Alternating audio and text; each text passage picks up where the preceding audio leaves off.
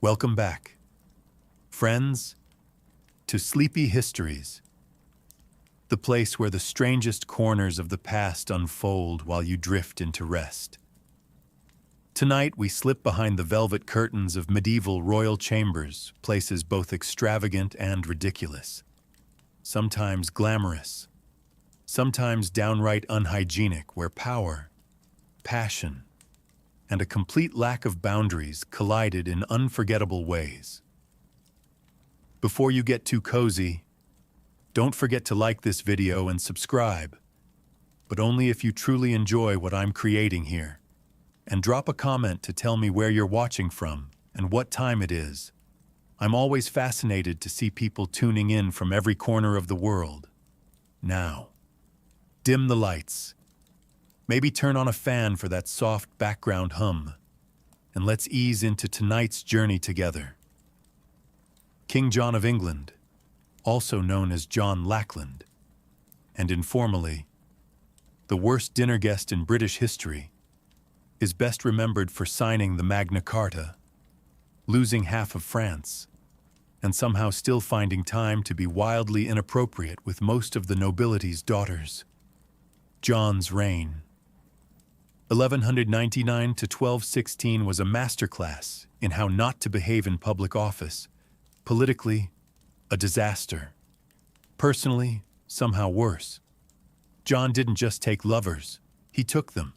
He was notorious for kidnapping noble women, imprisoning them in royal castles, and entertaining them until they were either married off elsewhere or conveniently forgotten. His favorite technique for breaking up powerful families wasn't battle. It was seducing the wife, alienating the husband, and then charging him double taxes. Efficient. Chroniclers were so uncomfortable with John's behavior that even biased medieval scribes, people who routinely ignored witch trials and floggings, wrote things like, "He was not temperate with women, and he did not abstain from wives and daughters." That's medieval, for he made the Christmas party deeply awkward. At one point, John reportedly had 30 mistresses on official record. That's not romantic. That's a staffing issue. Several nobles complained directly to the crown that John was abusing their hospitality, which is a polite way of saying he slept with everyone, including the serving staff and possibly the family goat. His behavior was so bad it nearly started a rebellion, not because of taxation or war, but because half the barons were afraid to leave their wives unattended during royal visits. One baron refused to meet John unless his entire household was locked up first. That's diplomacy. 13th century style. And yet, in true royal fashion, John never saw a problem. He considered himself irresistible. There's no evidence for this outside of his own letters. But when you're king, delusion comes standard. In the end, King John left behind a kingdom in turmoil, a legacy of distrust, and possibly several children no one talked about at court. He was the kind of king who made people invent democracy just to keep him away from their families. Not the worst monarch in history, but definitely the one you'd never let babysit.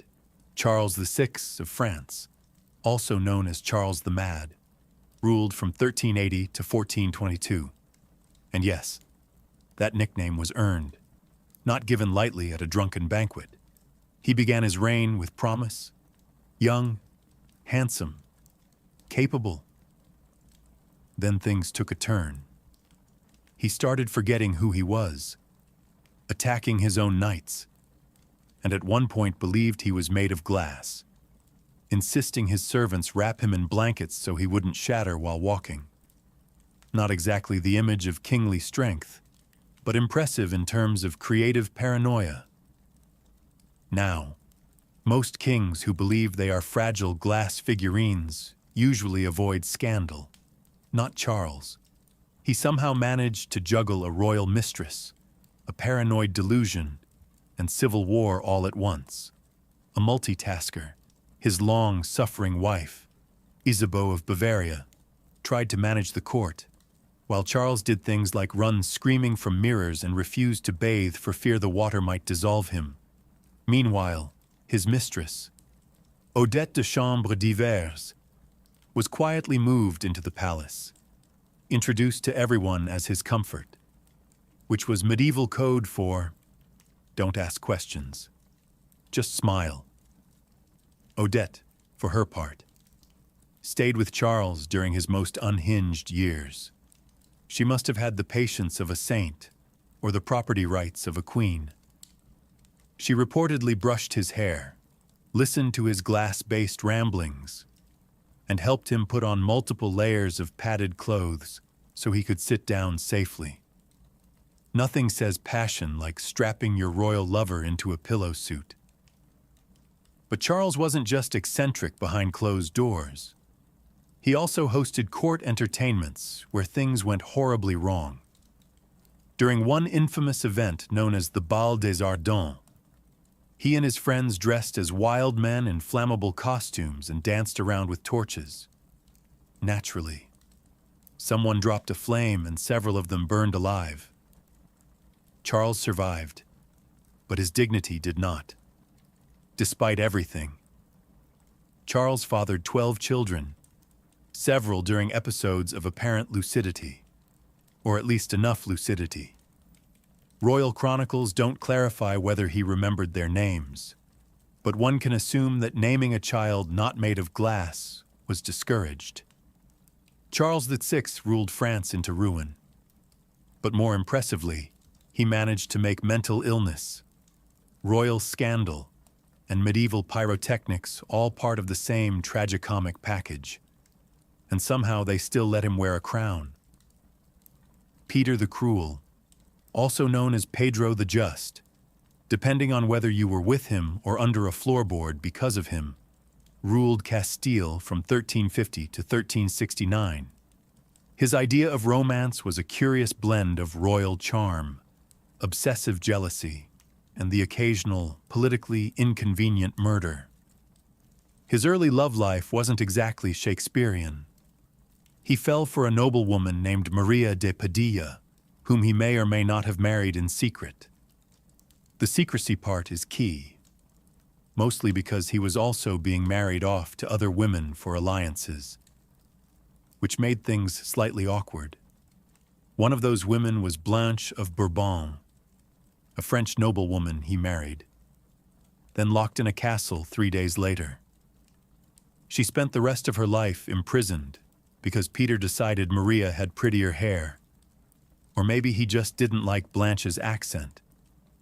Either way, it was an aggressive form of ghosting. Maria, meanwhile, became his lifelong obsession. Even when he married other women, she remained his favorite. When she died, Peter reportedly wept for days, and then ordered that she be declared his legal wife retroactively, just to confuse everyone, and possibly to justify the fact that she had already given birth to 4 of his children. But Peter's passions didn't stop at unannounced annulments and royal kidnapping. He was known for falling in love violently, which is not poetic. It's just dangerous. One of his mistresses, Doña Juana, tried to leave him. She was later found in pieces, as were several of his political enemies and cousins, and occasionally people who made eye at the wrong moment. Contemporary accounts mention that Peter sometimes watched executions from his balcony while lounging with a mistress. That's not charming sociopath. That's HBO villain with poor impulse control. But even with all the drama, the Castilian court was never boring. Gossip flowed faster than wine, and Peter's relationships blurred the line between passion and vendetta. His idea of romantic gestures included surprise weddings, surprise divorces, and the occasional surprise stabbing. Eventually, Peter was killed by his own half-brother in a rather symbolic act of family therapy.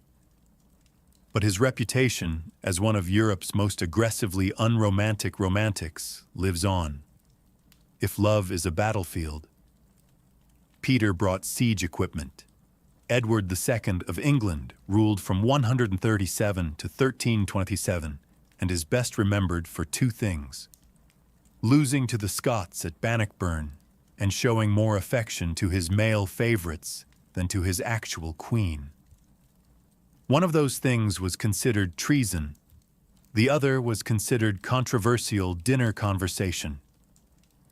Let's begin with Piers Gaveston, Edward's childhood companion, rumored lover, and full-time fashion icon. Piers wasn't just close to Edward. He was elevated to positions of ridiculous influence, gifted estates, titles, and jewelry that frankly matched none of his outfits. At Edward's coronation, Piers wore more sparkle than the royal regalia and upstaged the Queen, which is a bold move when your survival depends on nobles not hating you. Spoiler: they hated him. Edward's wife, Isabella of France, was understandably furious. She came with political expectations and a generous dowry, neither of which included sharing the throne with her husband's bestie/possible boyfriend. Edward, however, remained devoted. When the nobles demanded Piers be exiled, Edward sulked, sent him away, then brought him right back, like a teenage breakup, but with castles and crossbows. Eventually, the barons had enough and executed Piers. Edward was devastated. Think full-on royal meltdown. Mourning clothes, public weeping, the whole medieval soap opera. His grief, however, did not lead to self-reflection. It just made room for a new favorite, Hugh Despenser the Younger. Hugh made Piers look like a subtle footnote. He wasn't just Edward's advisor. He was basically the second king.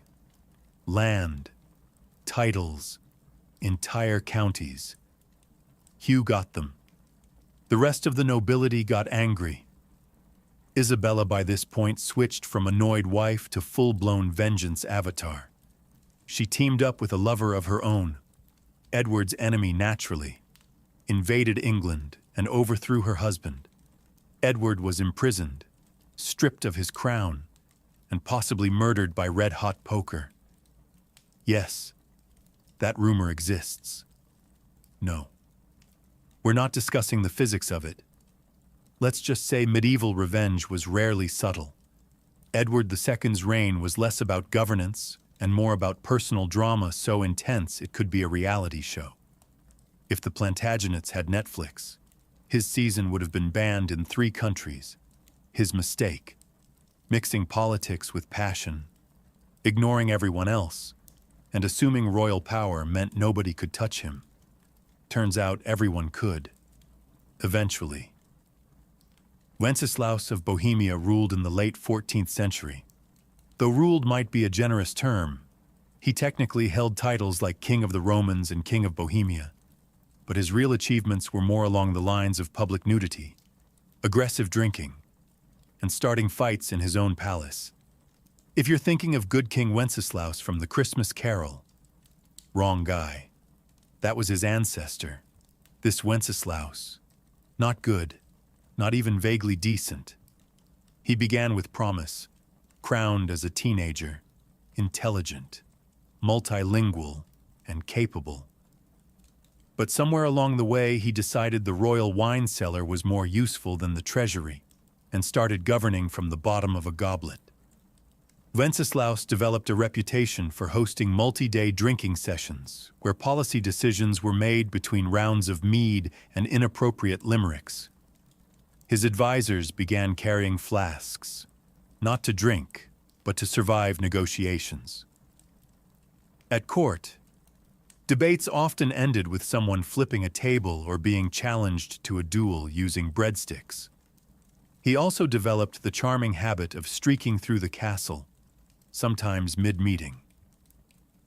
One chronicler records Wenceslaus delivering royal edicts completely naked, except for a sword belt.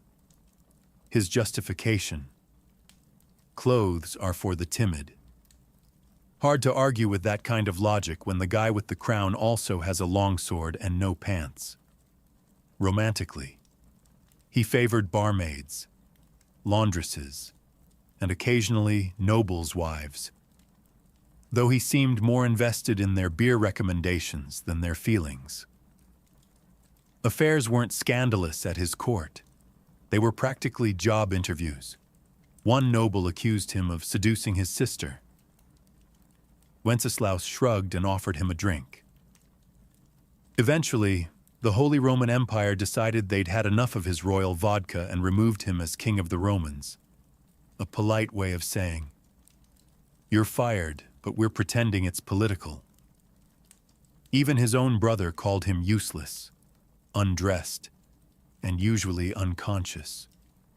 Still, Wenceslaus somehow reigned in Bohemia for decades.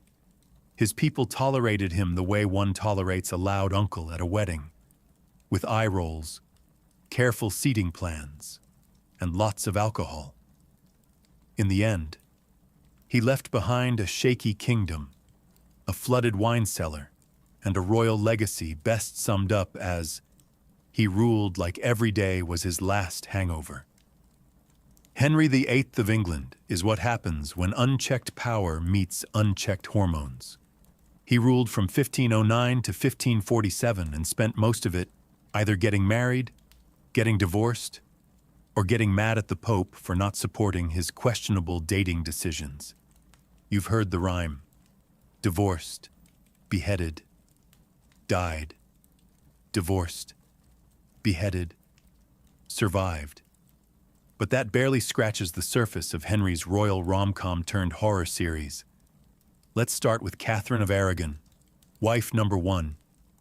After 20 years of marriage, Henry decided God was mad at him for not having a male heir. Naturally, the solution wasn't introspection, it was annulment, excommunication, and the creation of an entirely new church. He invented Anglicanism just to date someone else.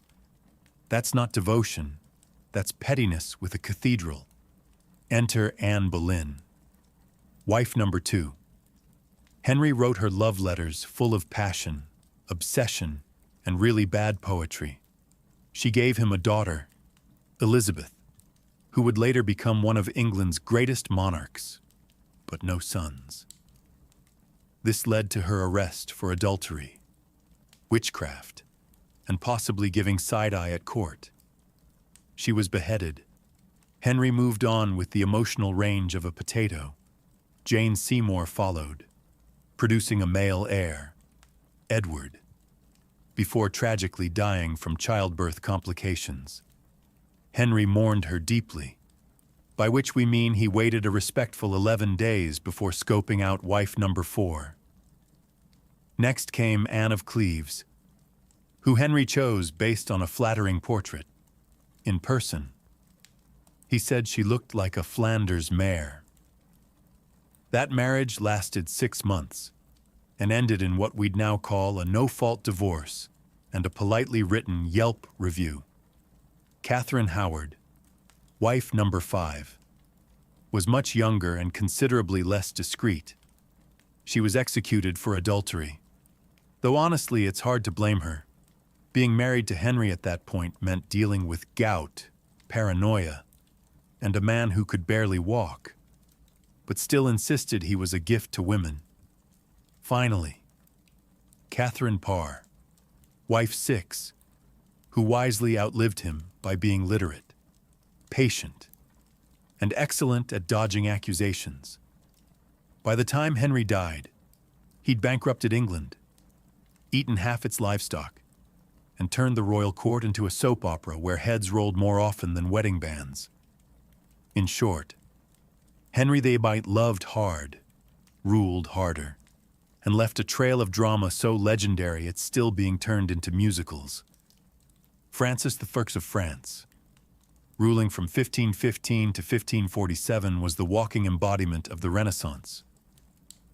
Cultured, charming, sophisticated, and absolutely incapable of keeping his trousers buttoned. To his credit, he was a great patron of the arts. He invited Leonardo da Vinci to France, built magnificent palaces, and helped turn France into a cultural powerhouse. But while the painters were painting and the poets were poeting, Francis was busy seducing anything with a pulse and a title. His court was famous, or perhaps infamous, for its opulence, but also for being a kind of state-funded dating app. He employed gentlewomen of the bedchamber, a term that should have meant ladies-in-waiting, but really meant romantic shortlist. Entire political alliances were derailed because Francis accidentally bedded the ambassador's wife. And this wasn't quiet, subtle adultery. Francis was loud about it. He once declared to foreign dignitaries that French kings were expected to be excellent lovers, which is noble-sounding until you realize it came from a man who treated treaties and mistresses with the same level of commitment, which is to say, temporary. His most famous affair was with Françoise de Foix, a noblewoman who became his official mistress. She was witty, educated, and likely the only woman who could roast him in public and survive. Eventually replaced, because of course. She was followed by Anne de Pisleux de Hailly, a woman whose name sounds like a medieval inside joke, and whose political influence was matched only by her ability to outlast the competition. Even his enemies couldn't help but notice. The Holy Roman Emperor, Charles V, once described Francis as more dangerous in the bedroom than on the battlefield. He meant it as an insult. Francis probably took it as a compliment. And somehow, amid the affairs, banquets, and what can only be described as diplomatic flirtation, Francis still managed to rule effectively, though his wars were expensive, and his taste in women even more so. The man was nothing if not enthusiastic. His reign was a whirlwind of silk, scandal, and second-hand perfume. Francis I wasn't just a king. He was France's most seductive historical liability, and honestly, he wouldn't have it any other way. Alfonso X of Castile ruled from 1311 to 1350, and he had one major hobby besides ruling a kingdom: ignoring his wife in the most public, extravagant way possible. His poor, politically strategic wife was Maria of Portugal, noble, well-connected, and unfortunately not Leonor de Guzman, the woman Alfonso actually cared about. Leonor was a Castilian noblewoman with a sharp mind, 11 children, and enough influence to basically run the court herself. And unlike Maria, she didn't need a crown to feel important. She just needed Alfonso's complete and shameless obsession. Now, most kings had mistresses. Alfonso turned his into a shadow queen. He built Leonor palaces, gave her land, took her everywhere. Meanwhile, Queen Maria was left sitting alone at royal events like an unwanted centerpiece, while Alfonso made googly eyes across the hall at his side chick, who was not even trying to be subtle about it. To make matters worse, or better, depending on your tolerance for medieval soap operas, Leonor wasn't just a mistress. She was politically active, negotiating treaties, commanding respect, and producing heirs like it was her full-time job. Which, let's be honest, it kind of was. Alfonso refused to even pretend Maria mattered. In fact, he only spent time with her once, and it was purely for diplomatic optics. After that, he retreated to Leonor's estate like a man allergic to marital obligations. This didn't sit well with Maria's dad, who happened to be the King of Portugal. At one point, international relations got so tense over the whole situation that a war nearly broke out. Imagine your in-laws being so mad about your mistress, they consider military retaliation. But Alfonso didn't care.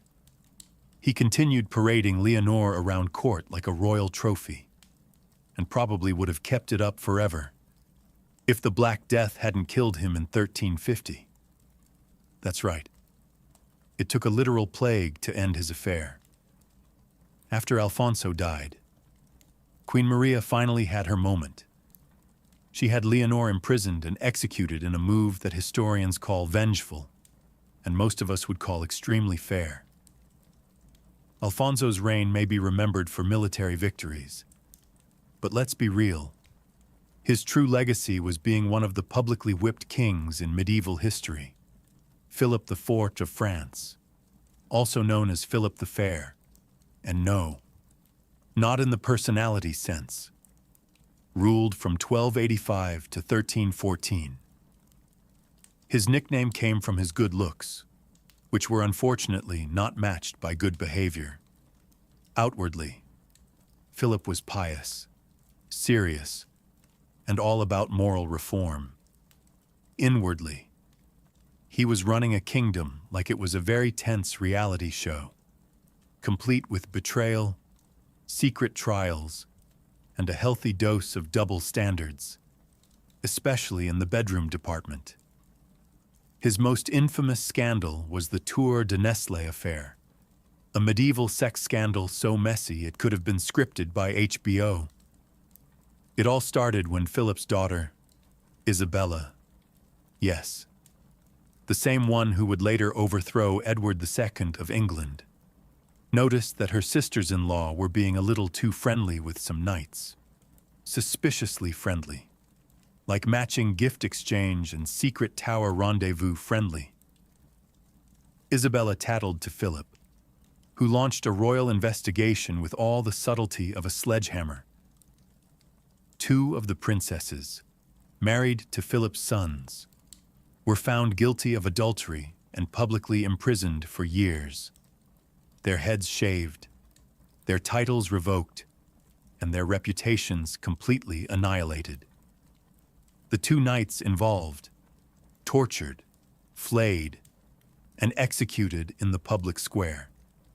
Because nothing says moral leadership like turning a family affair into a medieval snuff film. Now, here's where things get interesting. While Philip was handing out brutal punishments like candy, rumors swirled that he himself kept a few mistresses tucked away, in private rooms of the Louvre no less. Some whispered that he maintained a secret group of young women who were available to entertain visiting dignitaries. For diplomacy, of course. But unlike his daughters-in-law, nobody ever questioned the king's private affairs. Because when you're the one writing the rules, it's amazing how sin becomes strategy. Philip also had a special knack for using religion when convenient. He went after the Knights Templar for supposed heresy, but everyone knew it was about their money. It was the medieval equivalent of arresting your banker and calling it divine justice. So yes, Philip may have looked like a model of piety and honor, but behind that sculpted jawline and royal glare was a man with a deep commitment to hypocrisy and a working knowledge of where all the castle's secret doors were. Sigismund of Luxembourg, King of Hungary, King of the Romans, and eventually Holy Roman Emperor, was the kind of man who collected crowns the way other men collected wine goblets, which he also collected, enthusiastically, reigning from the late 14th to mid-15th century. Sigismund was smart, multilingual, and politically savvy.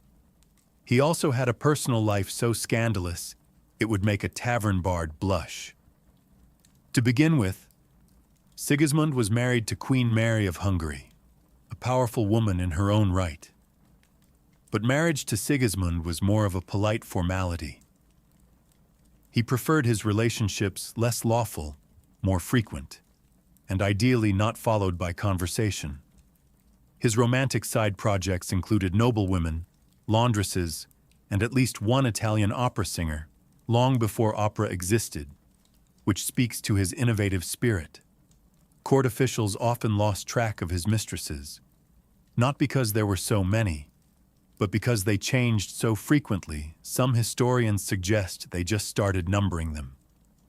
At court, his mistresses had their own quarters, servants, and in one case, a private chapel, which is either deeply romantic or just wildly inappropriate, depending on how you feel about praying next to someone's mistress. Sigismund also had a fondness for disguises, particularly dressing as a commoner and sneaking into towns. Sometimes it was for espionage, sometimes to flirt with local women under the guise of being a very tall merchant. Apparently nobody found this suspicious, despite him being the only merchant with a full entourage of servants wearing royal crests. And yet the man ruled for decades, launched crusades, hosted the Council of Constance, and reformed imperial politics, all while carrying on affairs that would make even Casanova go steady on mate. One ambassador once wrote that Sigismund greets all women as equals, especially in private, which, while vaguely progressive, also sounded suspiciously like an HR violation. But despite his extracurriculars, Sigismund remained immensely popular, mostly because he managed to appear regal in public, while quietly running the most chaotic love life in Europe. He wasn't just an emperor, he was a one-man renaissance, equal parts strategist, statesman, and scandal, and somehow he always got away with it. Louis XV of France, known as Louis the Beloved, ruled from 1715 to 1774, and by ruled we mostly mean he hosted an endless royal after-party, where governance was optional and silk bedsheets were not. He started out promising enough, young, handsome, and poised to carry on the legacy of his great-grandfather, Louis XIV.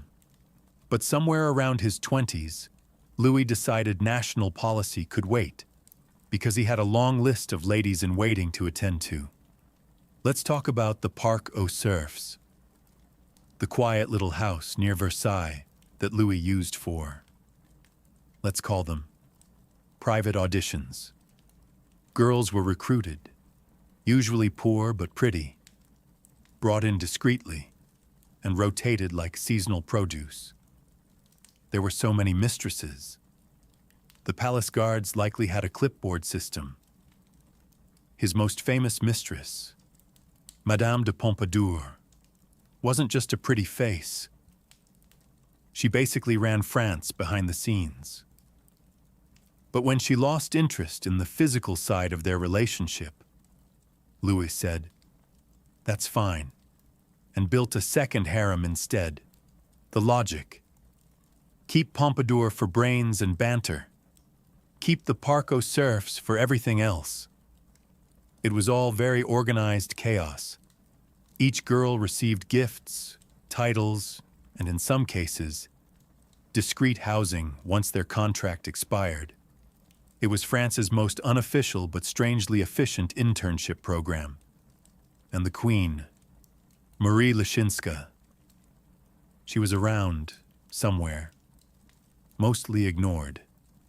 Once she stopped having children, Louis treated her like antique furniture, too expensive to throw away but no longer relevant to the room. The scandal at court was so normalized that nobles didn't ask if the king had a mistress. They asked how many this week. Even foreign ambassadors gossiped in their letters about the turnover rate at Versailles. That's not a monarchy. That's a brothel with better uniforms. Ironically, Louis genuinely thought he was a good ruler between lavish balls, discreet pregnancies, and awkward silences with his wife.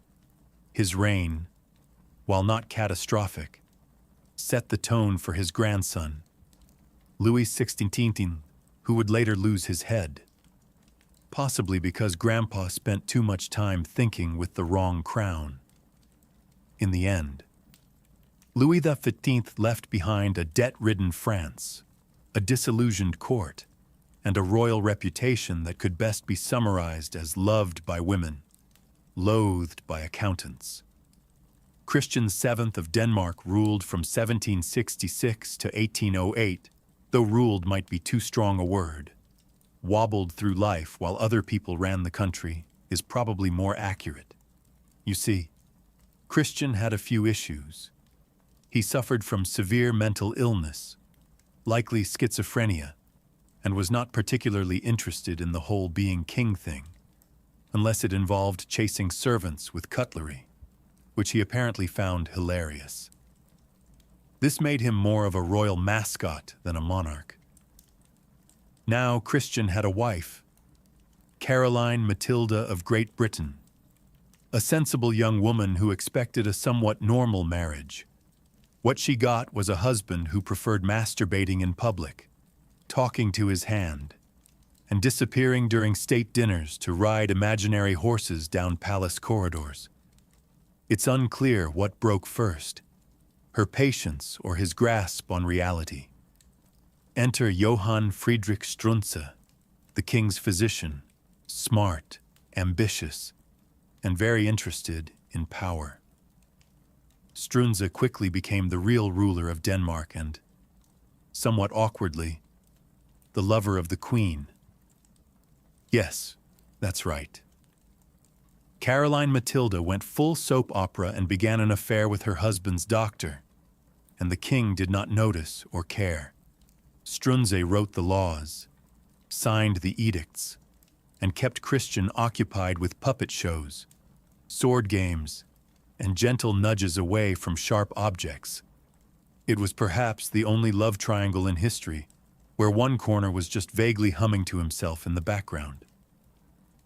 Caroline and Struensee even had a child together, possibly the king's on paper, definitely not his in practice. For a while, the two ran Denmark like a very progressive, slightly scandalous think tank. But royal courts are rarely chill places, eventually. Christian's jealous mother-in-law got wind of the affair and staged a coup.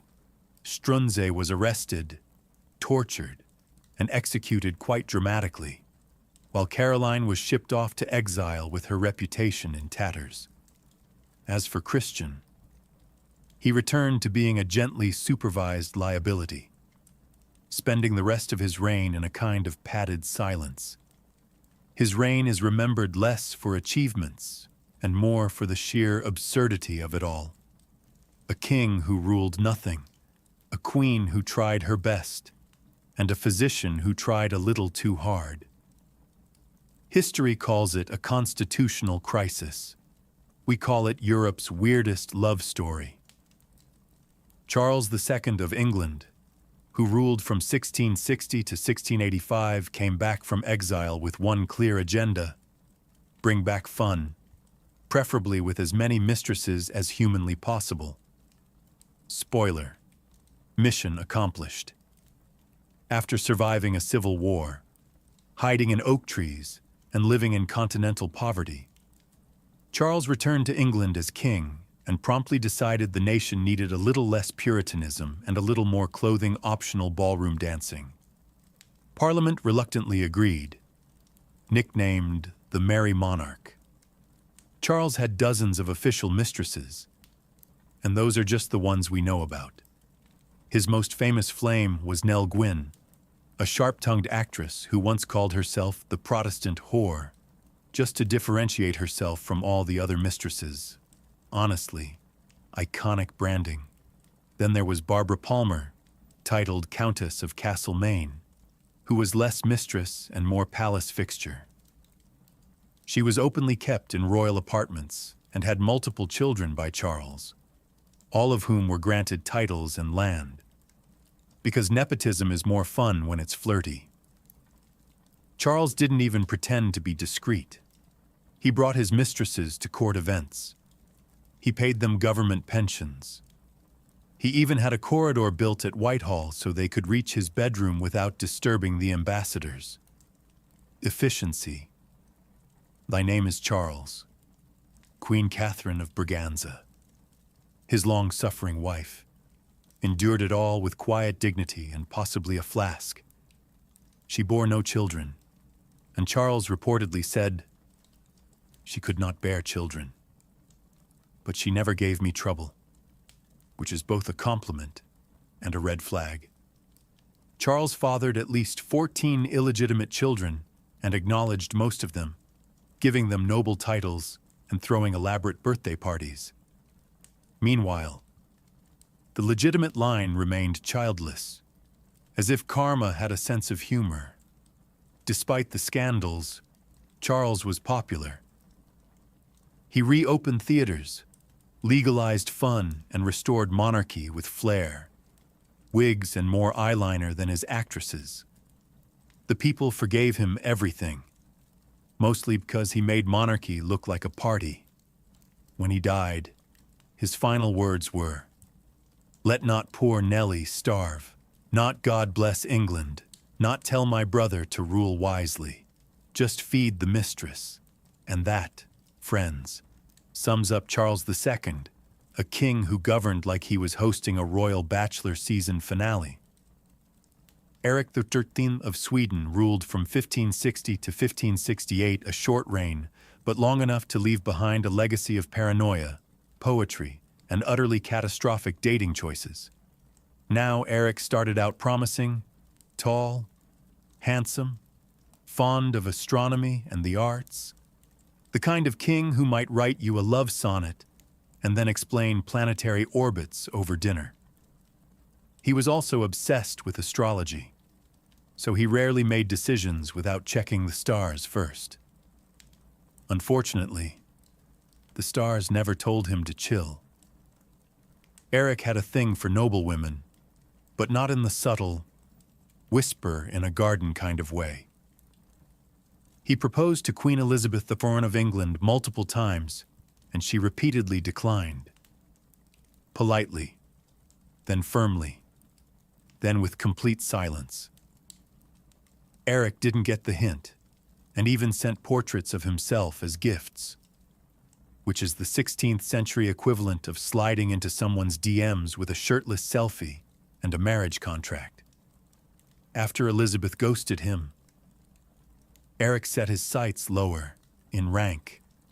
Not enthusiasm. He fell for Karen Munnsdottir, a commoner and the daughter of a jailer. This scandalized the nobility, which only made Eric dig in harder. He married her, crowned her queen, and then spent the next year having emotional breakdowns, imprisoning nobles, and stabbing people he thought looked at her funny. His most infamous moment, the Sturer murders.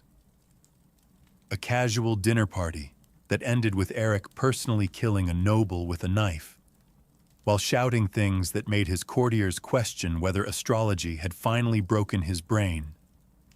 By this point, he was hearing voices, hiding from invisible enemies, and occasionally dressing in disguise to spy on his own council. The nobility staged an intervention, which, in royal terms, means they locked him in a castle and handed the crown to his brother. Eric spent the rest of his life imprisoned, writing bizarre love poetry to Karen, occasionally ranting about conspiracies and probably regretting stabbing that guy mid-supper. Sweden learned a few things from Eric's reign. Always check your dinner guests for hidden blades. Avoid kings who write their own horoscopes. And maybe, just maybe, don't crown the man who insists the moon is whispering about betrayal. Ferdinand I of Naples, also known as Ferdinand of Aragon, ruled from the mid-15th century and brought with him a rare blend of charm, brutality, and a hobby that would make most people cancel dinner plans immediately. On the surface, Ferdinand was a ruler. He stabilized his kingdom, balanced the budget, and crushed rebellions with impressive speed.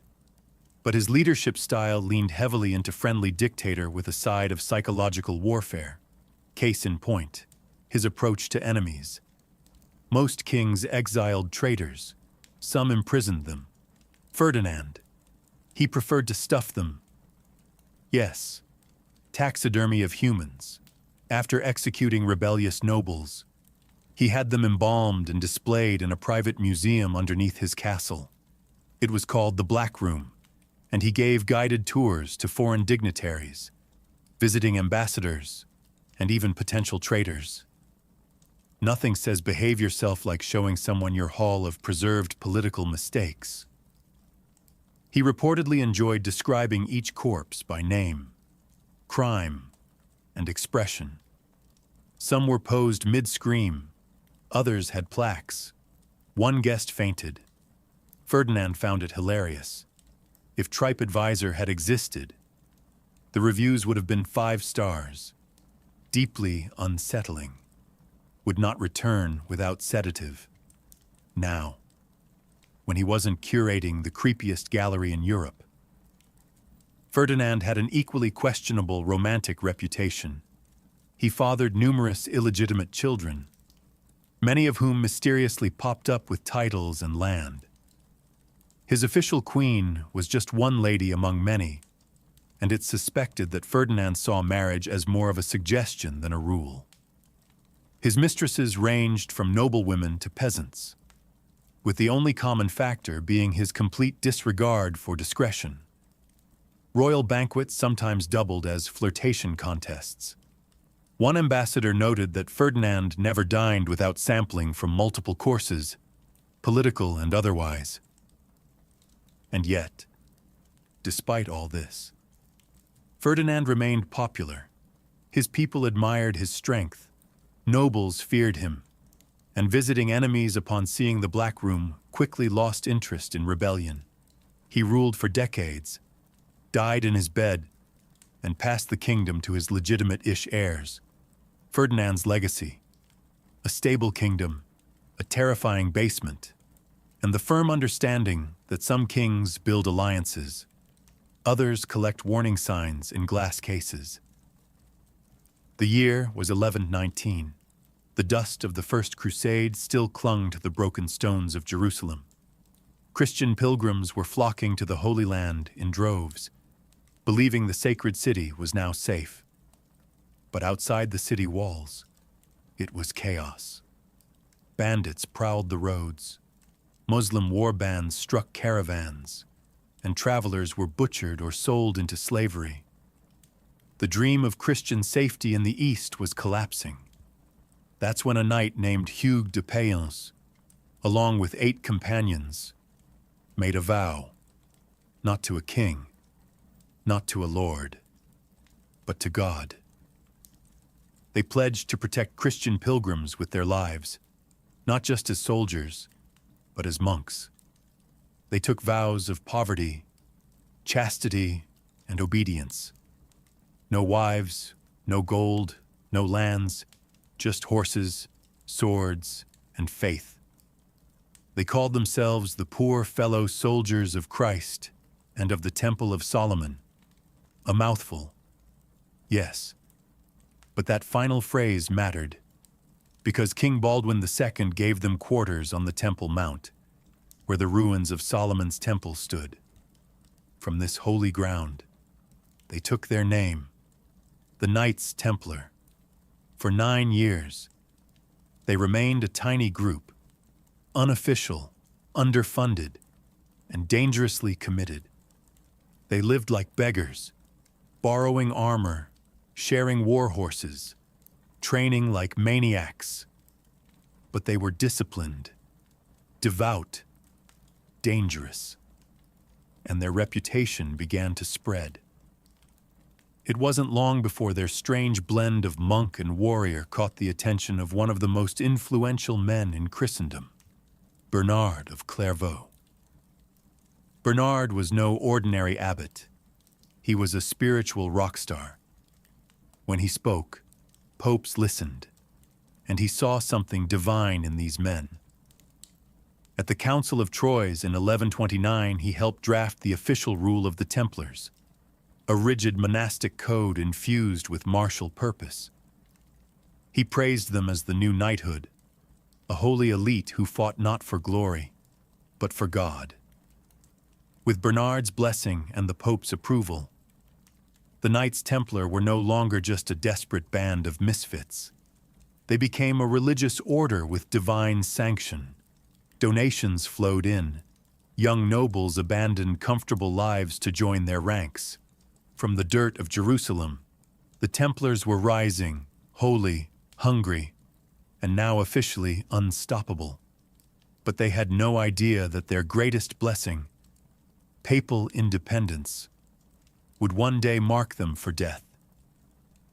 With papal recognition secured and their white mantles stitched with blood-red crosses, the Knights Templar weren't just monks with swords anymore. They were the shock troops of Christendom, the Crusader states in the Levant, fragile Christian outposts in a sea of Islamic resistance, were constantly under threat. And the Templars were now the wall that held the tide. Their code was brutal but clear. Never retreat unless outnumbered 3-1. No ransoms, no mercy, no fear. They trained daily, fought with fanatical discipline, and believed death in battle was the highest honor. While most knights fought for plunder and pride, the Templars fought with a terrifying sense of righteousness. They were God's fury on horseback. In the Second Crusade, they proved their worth. While disorganized lords bickered and failed to capture Damascus, the Templars maintained discipline and carved through enemy lines. In skirmishes and open battles, their charges became legendary. And they weren't just recruiting soldiers, they were building a myth.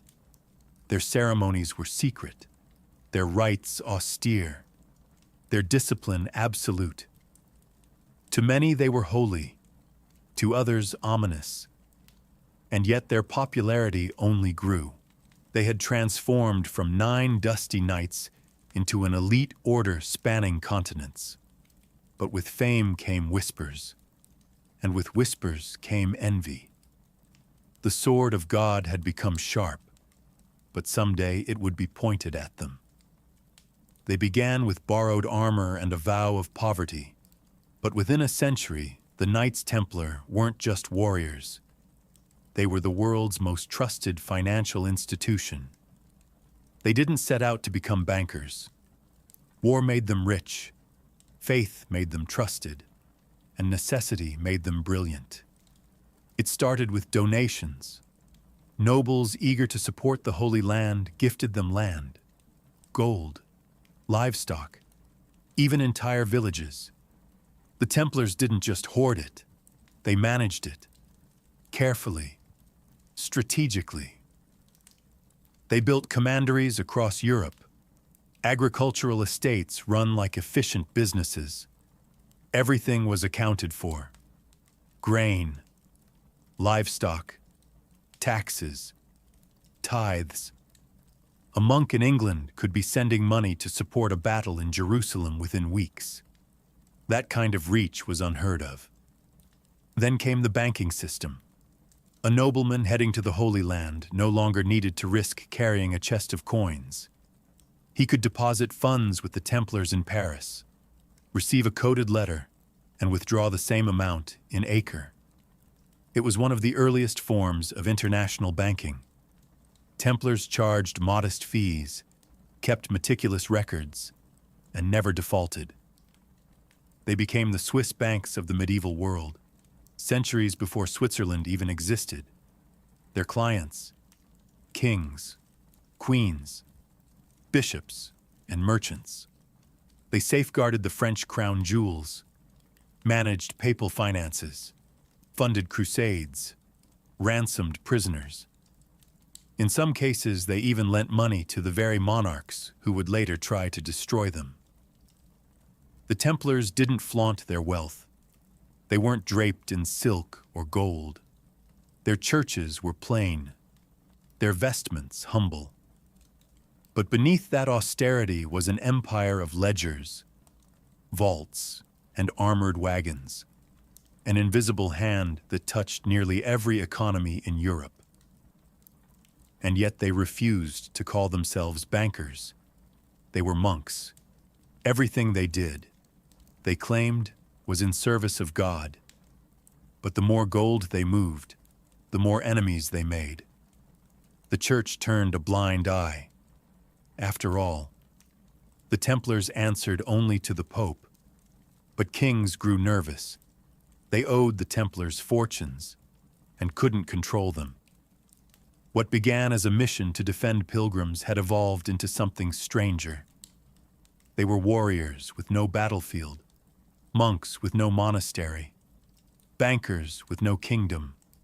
And while their coffers grew heavier, so did the weight of suspicion, power without oversight. That's when kings start sharpening knives. For all their might, the Templars were fighting a losing war. The Crusader states, outre-mer, were castles in the sand, constantly battered by the waves of Islamic resurgence. And leading that tide was Saladin, the brilliant Sultan of Egypt and Syria. Unlike the disorganized and often petty Crusader lords, Saladin was a unifying force, and he had one goal: retake Jerusalem. In 1187, that goal was realized at the Battle of Hattin. The Templars were there, fighting to the last, but they were crushed, outmaneuvered, outnumbered, and surrounded in the searing heat. The Christian army was annihilated. Saladin captured hundreds of knights. Most were ransomed, but when it came to the Templars, no mercy. He executed nearly all of them. To Saladin, they were too dangerous to keep alive. The loss of Jerusalem wasn't just a military blow, it was a spiritual crisis. The city they had sworn to protect was gone. The Holy Sepulchre was back in Muslim hands, and with it, the Templars' original purpose had begun to crumble. Still, they regrouped. The Third Crusade brought reinforcements and Richard the Lionheart, who respected and relied on the Templars in battle. But even he couldn't retake Jerusalem over the next century. The Crusader states shrank like dying embers. One by one, cities fell: Antioch, Tripoli, and finally Acre in 1291. The last Templar stronghold in the Holy Land was lost. They retreated to Cyprus, where they built new headquarters and tried to maintain relevance. But something had shifted. They were still warriors, but with no Holy Land left to defend.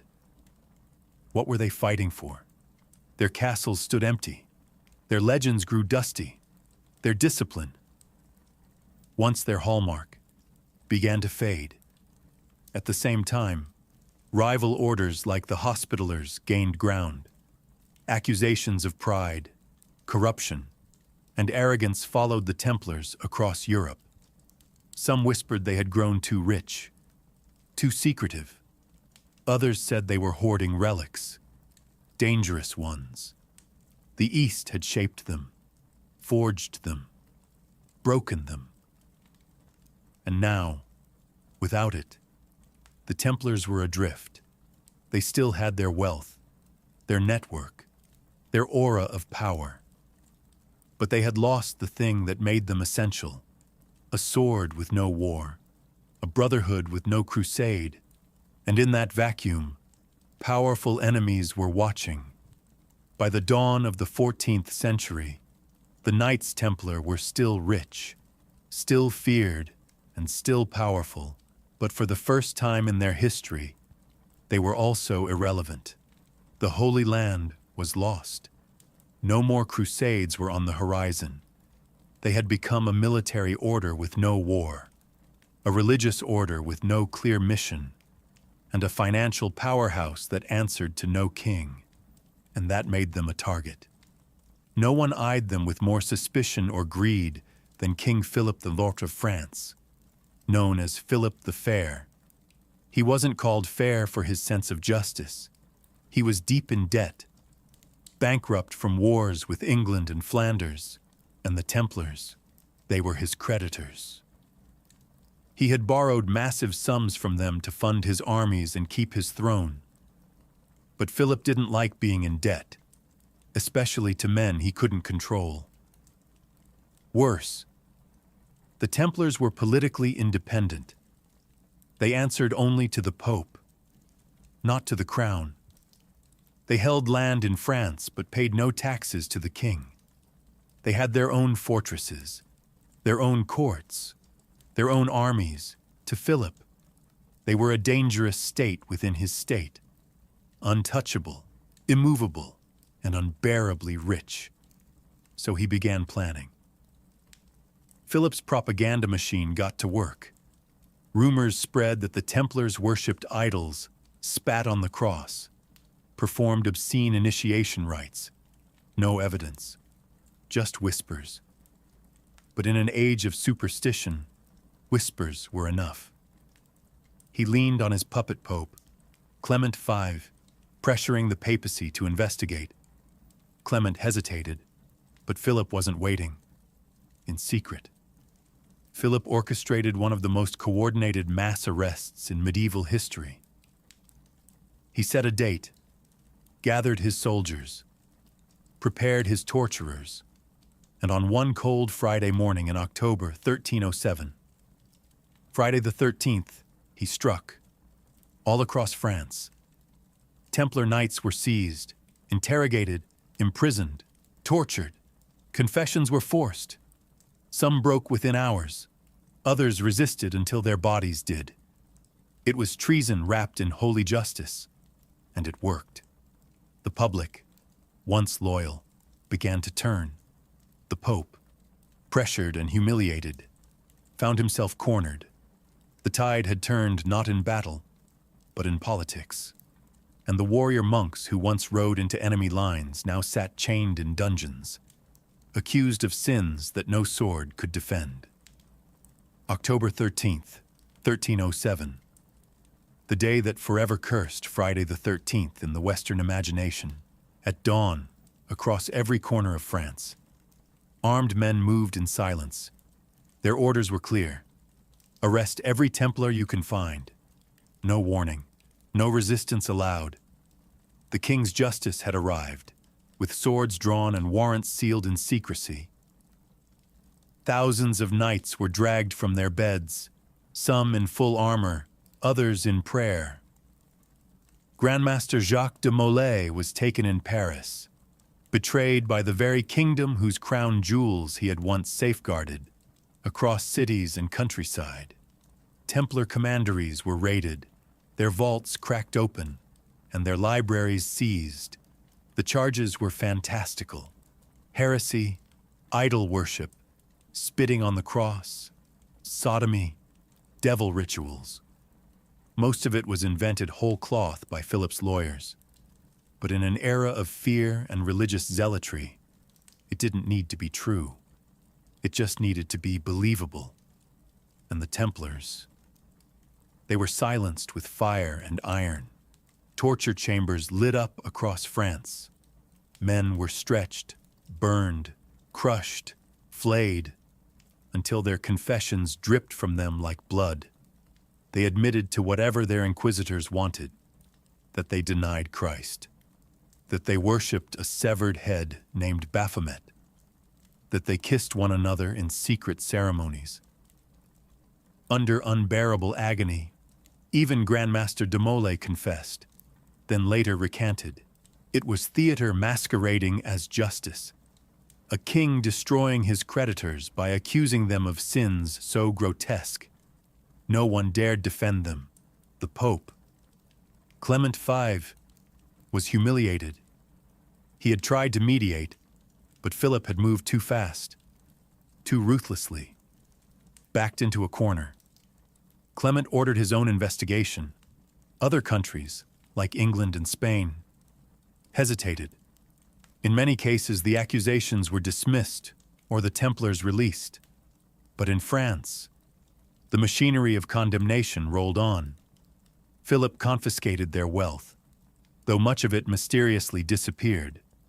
Some whispered the Templars had moved their treasure.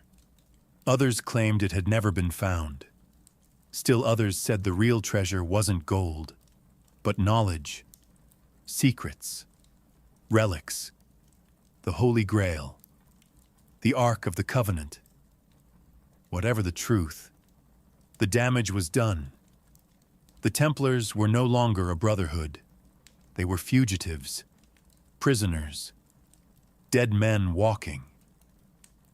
The king had dealt his blow, not with armies, but with ink, fire, and lies. And the world would never look at the Red Cross the same way again. By 1312, the end was inevitable.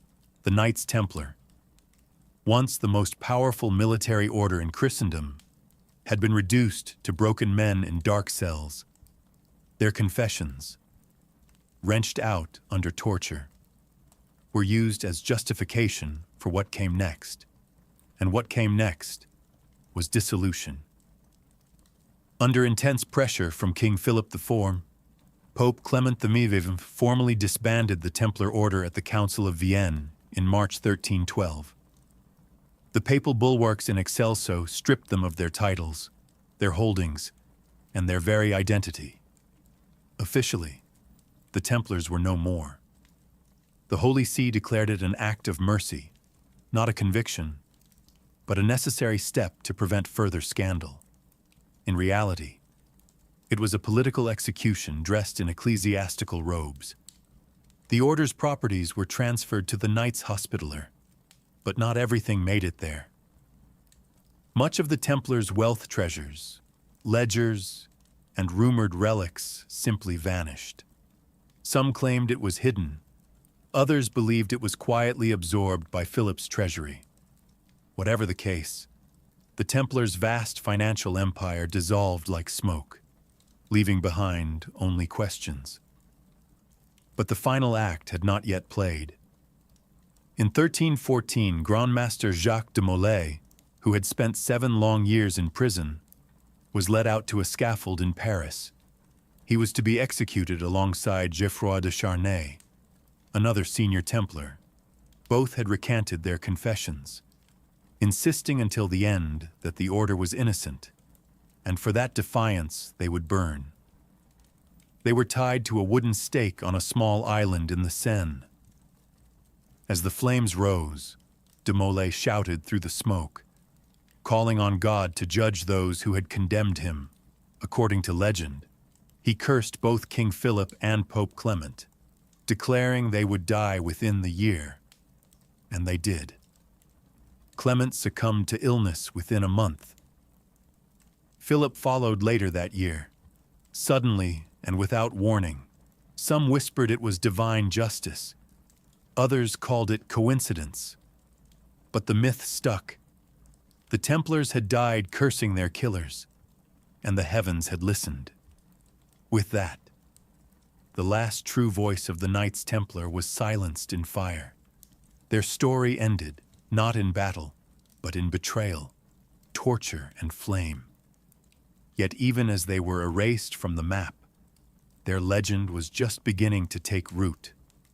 The fires of the Templar executions died out, but the embers of their legend burned hotter than ever. With the order disbanded, their castles seized and their leaders executed, it seemed their story was over. But something strange happened. Instead of fading from memory, the Knights Templar transformed. From disgraced monks into eternal symbols of mystery and power. The secrecy that had once protected them now fed rumors. What happened to their treasure? Where were their scrolls, their relics, their holy knowledge? Some believed the Templars had spirited away the Holy Grail before their arrest. Others whispered they had hidden the Ark of the Covenant or guarded descendants of Jesus himself. There was no proof, just shadows. But in the medieval world, shadows were enough. Then came the idea that the Templars had survived underground. Though officially disbanded, many former Templars quietly blended into society. Some joined other monastic orders, some became mercenaries, but others, legend claimed, went secret. They formed hidden brotherhoods, preserving their rituals and relics in silence, biding their time. Centuries later, those stories mutated into myths. The Templars were credited, or blamed, for everything from the construction of Gothic cathedrals to the founding of Freemasonry. Conspiracy theories sprouted like weeds that the Templars controlled banks, thrones, revolutions. That they had never truly been defeated, just disguised. That behind every major event in history, some hidden hand in a white mantle guided the outcome. Pop culture didn't help. The Templars showed up in books, games, films, sometimes as heroes, other times as villains. Dan Brown's The Da Vinci Code turned them into custodians of holy bloodlines. Assassin's Creed made them a global cabal, pulling the strings of civilization. Each retelling distorted the truth, but fed the fascination. In reality, the Templars were flesh and blood, brave, yes, flawed, certainly. Religious warriors who tried to mix monastic vows with the butt myths endure because they offer something history often can't. Answers, meaning, mystery. The real Templars died on scaffolds and in dungeons, but the mythological Templars, they still ride in the imagination, eternal, armored and cloaked in secrecy. And in that sense, Philip the Fair failed. He destroyed their bodies, but their legend, untouchable. More than 7 centuries have passed since the last Grand Master of the Knights Templar was burned alive on the banks of the Seine. But the Red Cross still lingers, in literature, in architecture, in symbols carved into old stone and whispered through conspiracy theories. The Templars may be gone, but their legacy is anything but dead. They were more than just warriors. They were innovators. In an age when kings still ruled by divine right and banking was seen as a sin, the Templars created a pan-European network of finance, logistics, and diplomacy. Their letters of credit prefigured modern checks. Their commanderies functioned like regional branches of a multinational corporation.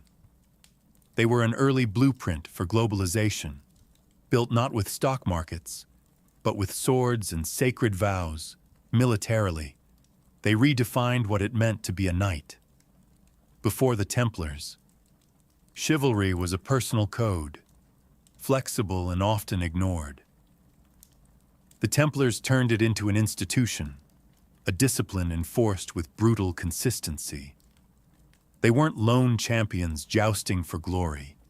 They were units, trained like modern special forces, willing to die for an abstract ideal, and die they did, often in silence, sometimes in vain, but never without impact. Culturally, they changed how the West viewed religion and warfare. The concept of the warrior monk challenged the notion that holiness and violence were incompatible.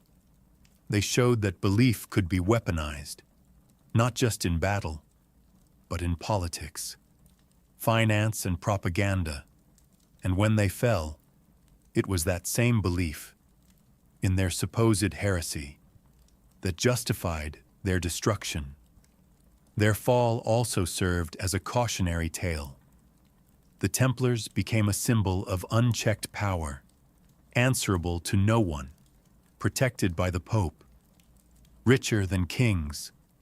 Their downfall exposed the fragility of institutions, even those wrapped in divine authority. It was a medieval version of a corporate takedown, executed not by shareholders, but by royalty and Rome. Today, Their image is more myth than man. But myths shape memory, and the memory of the Templars, courageous, flawed, betrayed, reminds us that history isn't just written in victories. Sometimes it's etched in ash. So the next time you see a red cross on white cloth, remember, it was once worn by men who believed they were doing God's work, until politics. Ambition and fear decided otherwise, and in that clash of steel, gold, and fire, their legend was born. In 12th century Paris, the world was changing, trade routes were expanding, universities were rising, and the church was flexing its muscles like never before.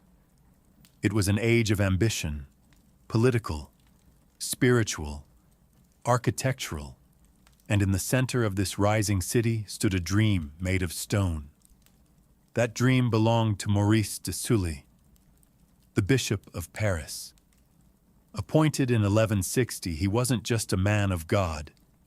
He was a visionary. The existing cathedral, Saint-Étienne, was crumbling and unimpressive. Paris was growing, and its religious heart needed to match the city's stature. So de Sully dreamed bigger, much bigger. He proposed a cathedral so immense, so awe-inspiring, it would dwarf everything around it.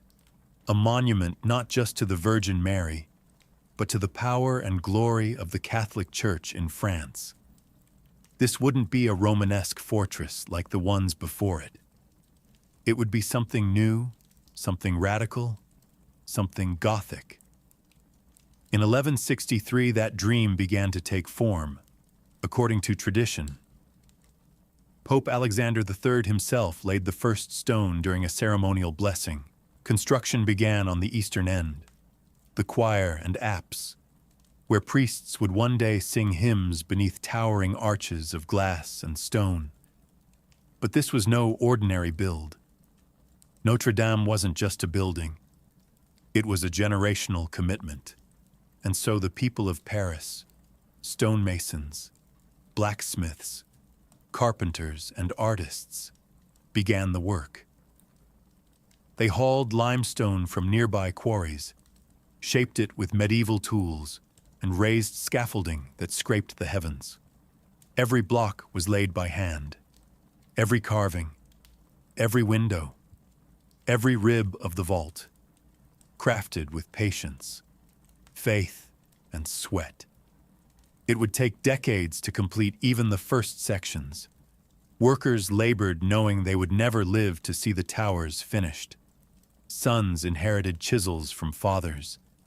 Generations passed with Notre Dame still rising, slowly, gloriously, above the Parisian skyline. But for Bishop de Sully, the goal was clear: to build a house of God so magnificent that merely entering it would humble the soul. Notre Dame was never meant to be just a church. It was an act of worship carved in stone, a testament to what humanity could build when it aimed for heaven. The first stone was only the beginning. What came next would reshape the skyline and the soul of medieval Europe. As the 1170s unfolded, Notre Dame began to rise, not as a structure, but as a symbol.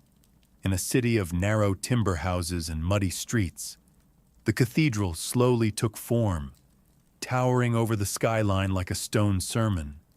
The Gothic style, still in its infancy, was about to redefine what churches could be. Not just shelters of prayer, but instruments of awe. The work moved from east to west, beginning with the choir, where priests would one day perform sacred rites, and then to the nave, the vast open space for the common faithful. The architecture was revolutionary. The walls were thinner, the ceilings higher. The pointed arches allowed more weight to be shifted downward. And those ribbed vaults, they didn't just support the ceiling, they sang upward, drawing the eye and the soul toward heaven. But perhaps the most radical idea was light. Unlike the dim Romanesque churches of old, Notre Dame was built to glow. Massive stained glass windows began to appear, filtering colored light into sacred geometry. Scenes from Scripture burst into life with the rising sun. The church wasn't just telling stories anymore. It was illuminating them. Every piece of Notre Dame had meaning. The columns weren't just supports. They represented saints. The archways weren't just decoration. They were passageways to salvation. The stone was theology, and the Paris was transforming. The cathedral became a heartbeat. Markets clustered around it. Sermons echoed across the Seine. Students from the burgeoning University of Paris gathered in its shadow. Notre Dame wasn't just a building. It was becoming the soul of the city. Yet progress was slow. There were no cranes, no power tools, just muscle, wood scaffolding, and endless resolve. Hundreds of workers toiled year after year. When one died, another took his place. Names were rarely recorded. Their reward wasn't fame, but faith. They built not for themselves, but for God and generations unborn. By 1200, the choir and much of the nave stood tall.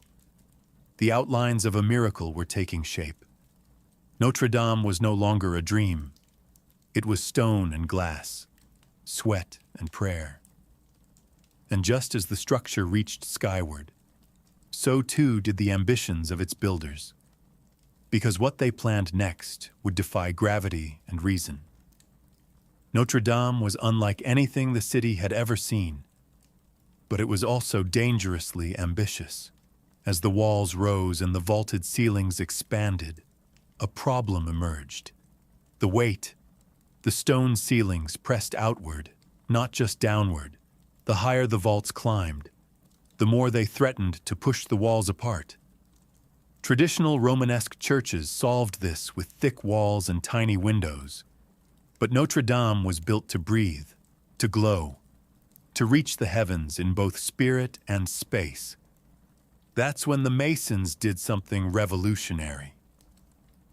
They took a bold architectural idea, one barely tested at the time, and ran with it: the flying buttress. These weren't mere supports. They were external arms of stone, arching from the upper walls down to solid piers standing apart from the main building, like skeletal wings. They braced the cathedral from the outside, transferring the outward force of the ceiling into the ground, where it could do no harm. From the ground, they looked impossibly delicate, like lace made of limestone. But they were engineering genius, and they allowed Notre Dame to become what it was always meant to be: a structure of air, light, and impossible height. The use of flying buttresses changed everything. With the pressure off the interior walls, the builders could add even more windows: the great rose windows, vast wheels of stained glass depicting saints, angels, and apocalypse, were no longer a dream. They became reality. Color exploded into the sacred space, and God's stories now came not just from the pulpit, but from sunlight itself. Ironically, the original plans for Notre Dame didn't include flying buttresses. Early Gothic builders hadn't yet grasped their full potential. But as the structure grew, so did the strain. The masons adapted on the fly. Literally, they began adding these stone wings in the early 1200s, turning necessity into poetry. Critics at the time were divided. Some thought the exposed supports were unsightly, interrupting the clean silhouette of the building, but most stood in awe. Notre Dame looked like it was being held in place by stone angels mid-flight. The cathedral was no longer just a house of God. It was a living demonstration of what faith and math could build together. A hymn carved in gravity-defying limestone, and its wings had only just begun to spread. By the early 1200s, Notre Dame had already transformed the Parisian skyline, but its most iconic features were still taking shape. As the eastern end neared completion, attention shifted westward.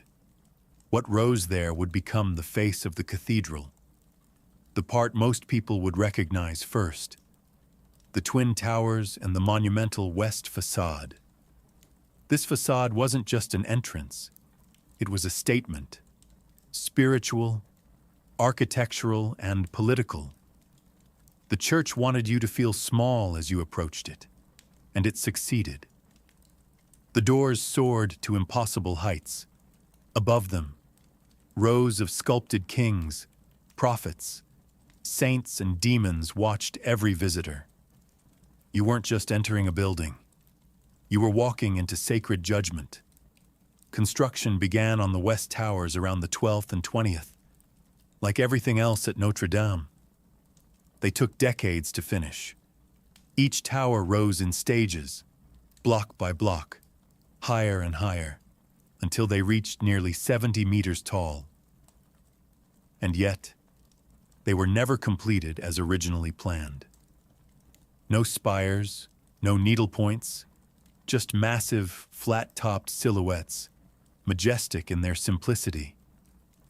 Between the towers sat the Gallery of Kings, 28 statues representing the monarchs of Judah, misunderstood during the French Revolution as French kings and tragically decapitated by angry mobs. But during the 13th century, they sent a clear message: divine right, heavenly order, sacred rule. The church and the crown walked hand in hand, and this was their front porch. Below them, the three great portals served as theological storytelling in stone. The central one, the portal of the Last Judgment, was carved with Christ seated in glory, flanked by angels, demons and resurrected souls rising from their graves. To the illiterate masses, these scenes weren't decoration, they were doctrine. The message was clear: enter with reverence. Eternity starts here. Above the doors, a rose window bloomed into being, nearly 10 meters across, framed by intricate tracery and flanked by statues of the Virgin Mary and Child. Light passed through colored glass like a divine spotlight, projecting saints across the nave. By the mid-1200s, the towers were nearly done. The facade stood complete, solemn, symmetrical, overwhelming. It was a fortress of faith, a billboard for God's authority, and a warning to the sinner.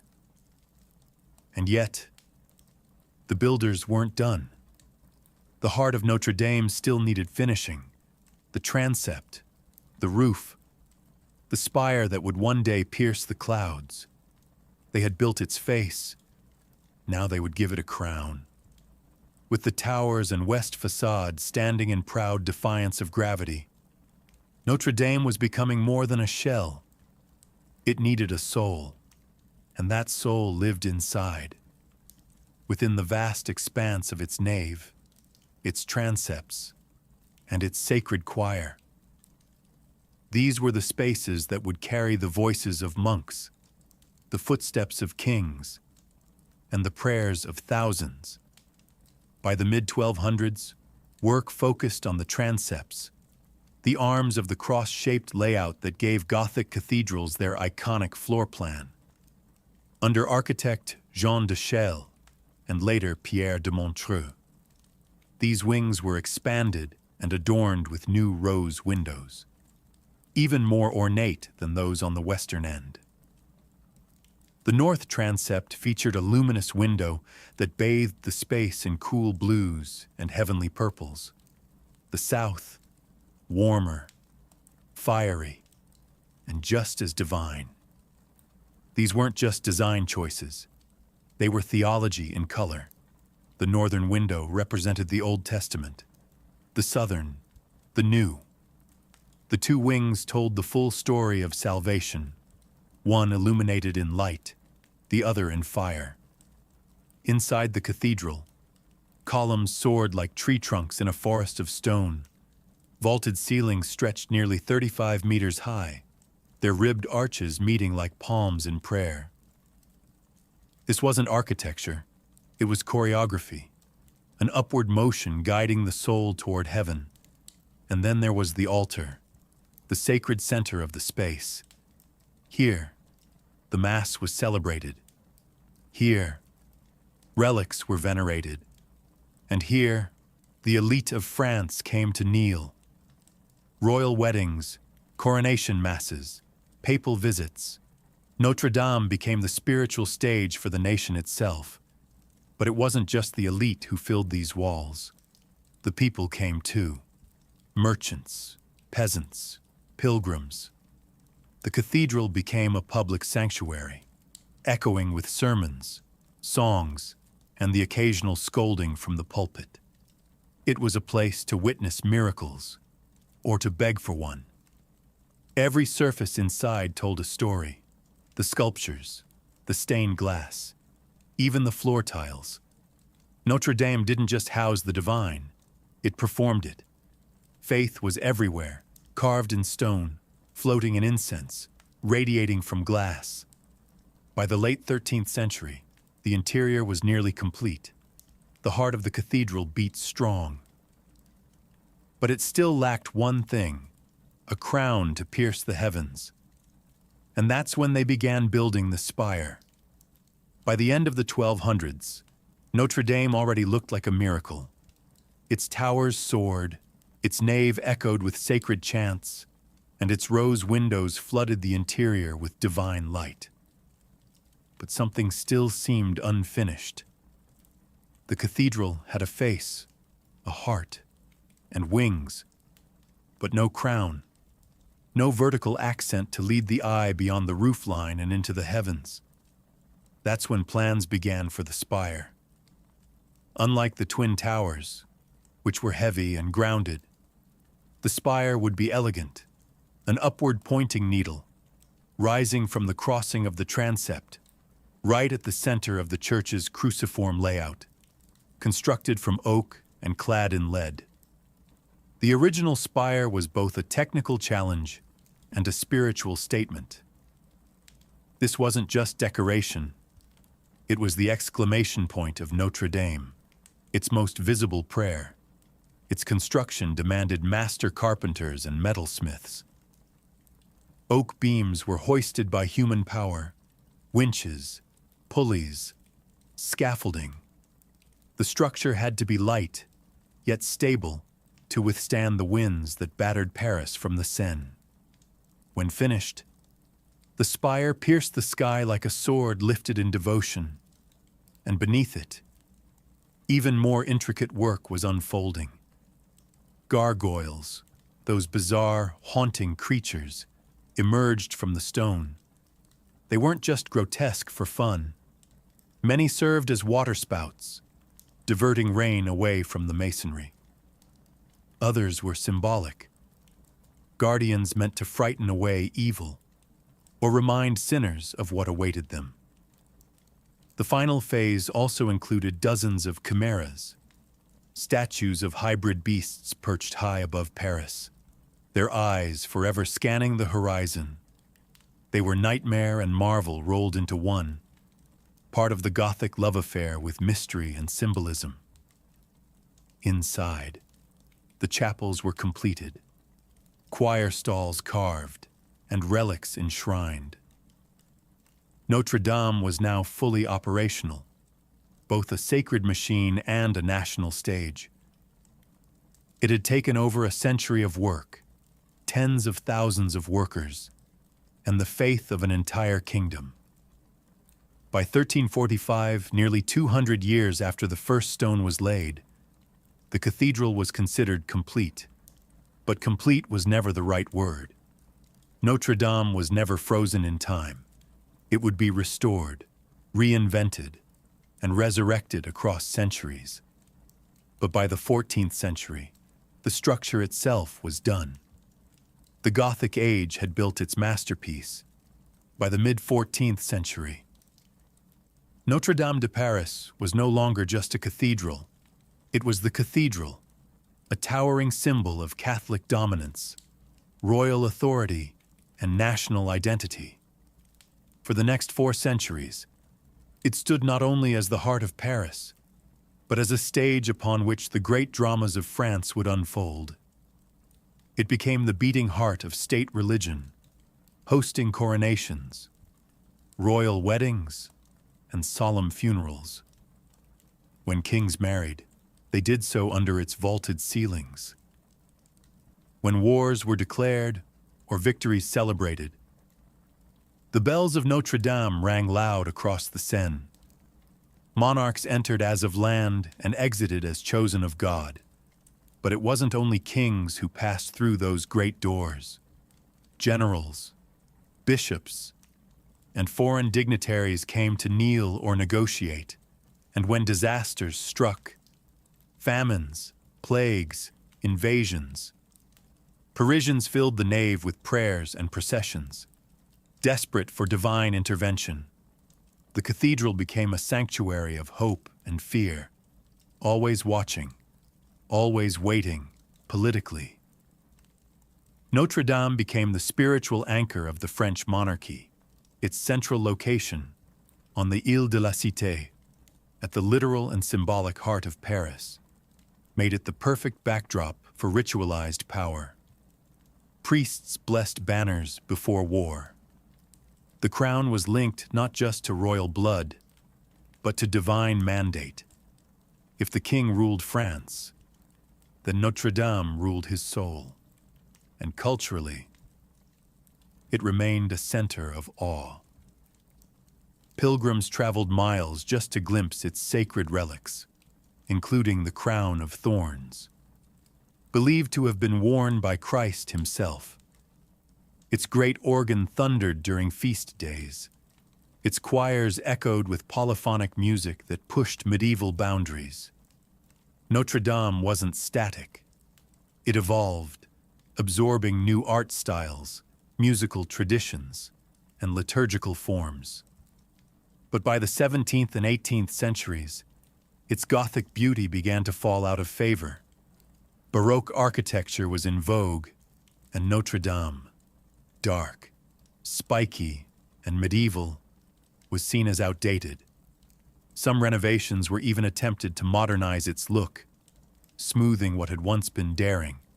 Still, it stood, a cathedral caught between centuries, revered, yet increasingly overlooked. Its towers weathered storms and time, its bells still tolled. But something was shifting beneath its foundations. Notre Dame had been born from faith and crowned by kings. But soon, it would face a force even stone couldn't ignore. Revolution. When the French Revolution erupted in 1789, Notre Dame de Paris found itself on the wrong side of history. For centuries, it had stood as a monument to monarchy and religion, two of the very institutions the revolution sought to erase. Suddenly, the cathedral that had once crowned kings became a symbol of oppression, and symbols during revolutions rarely survive untouched. The attack was ideological and physical. Revolutionaries stormed into the cathedral.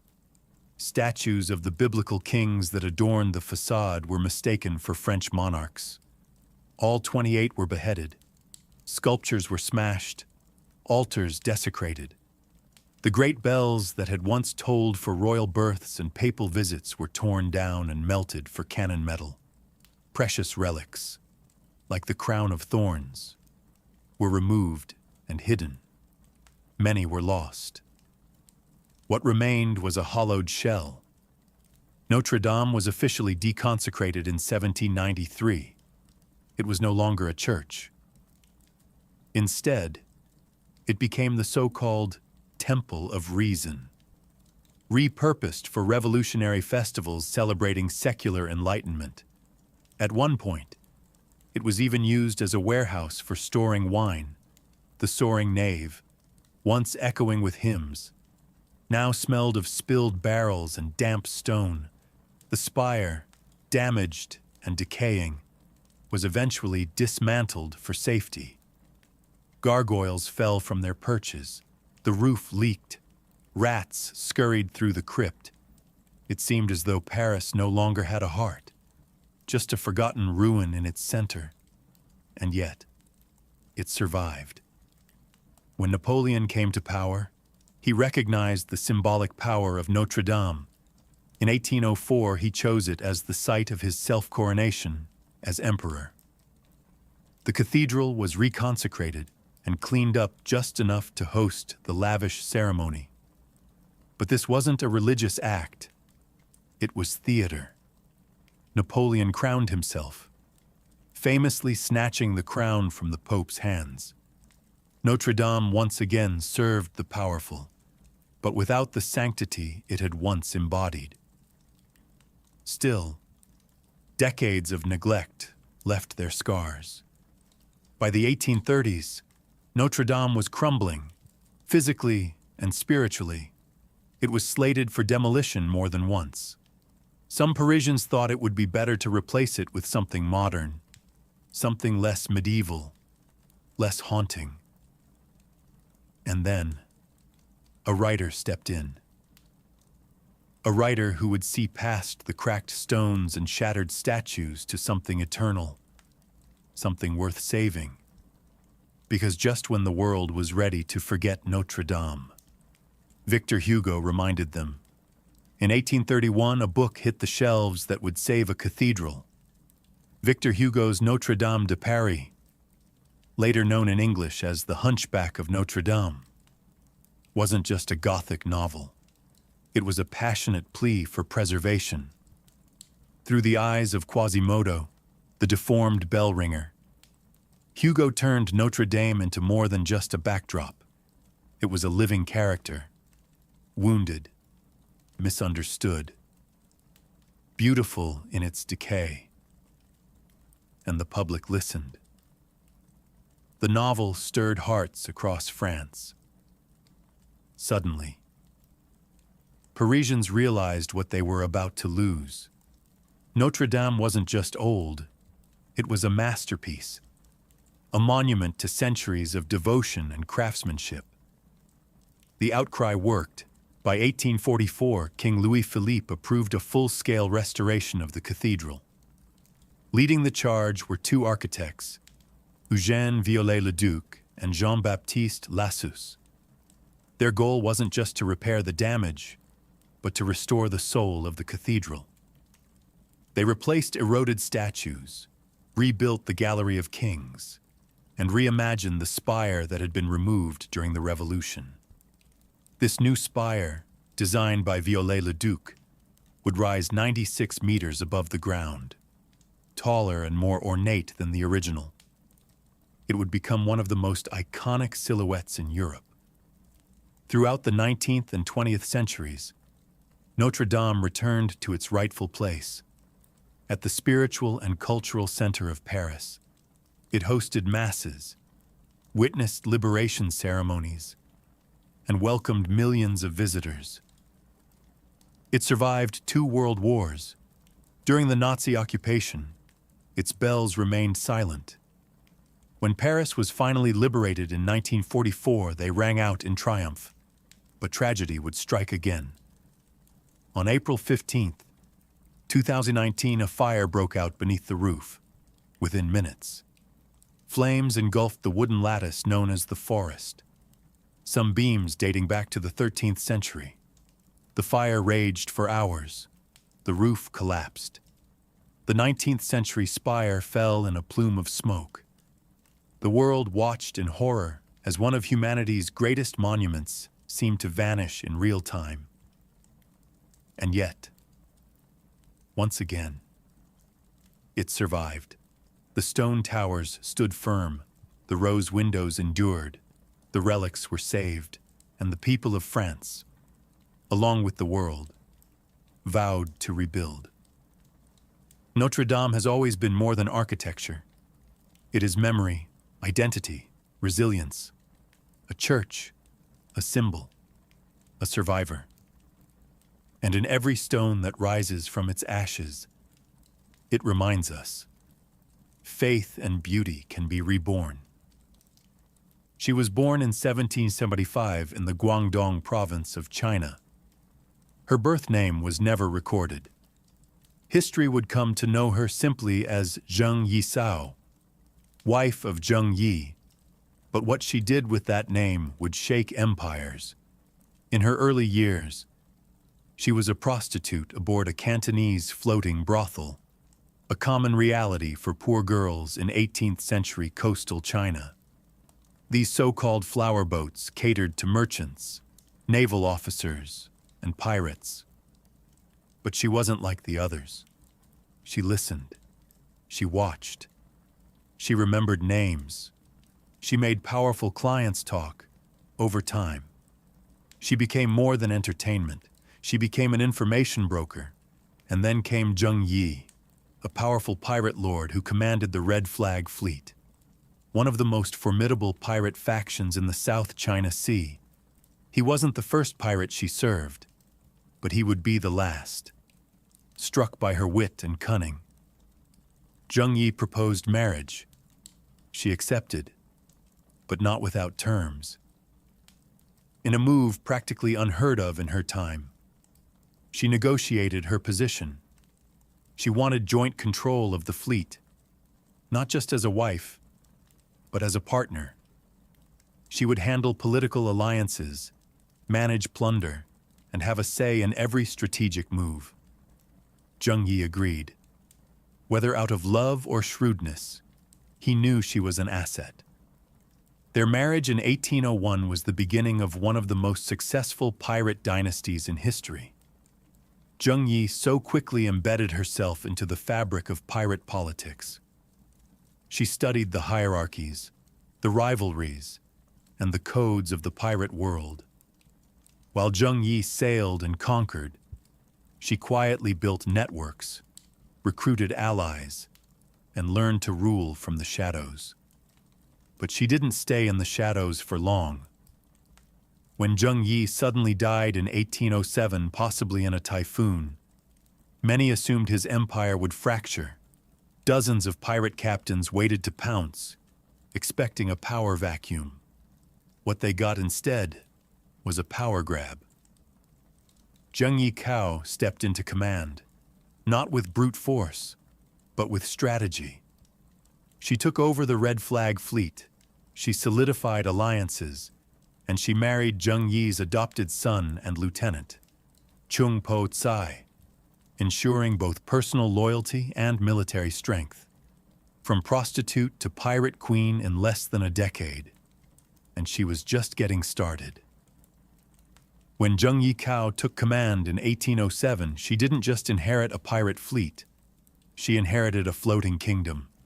But instead of it splintering in chaos after her husband's death, she tightened her grip and made it even more powerful. Under her rule, the Red Flag Fleet didn't just survive, it multiplied. The South China Sea had long been plagued by pirates. But what Zheng Yi Cao commanded was unprecedented. She oversaw an armada of over 300 ships, and within a year that number swelled to more than 600. Some estimates claim she eventually led over 1,800 vessels with up to 70,000 men under her command, more than the navies of several European powers combined at the time. She did this with ruthless pragmatism and a keen understanding of pirate psychology. She maintained power not just through force, but by creating a system that bound her captains to her. She instituted a strict code of laws that governed every part of pirate life: loot, loyalty, discipline, and punishment. Disobedience was met with swift brutality. Anyone caught stealing from the common treasury lost their head.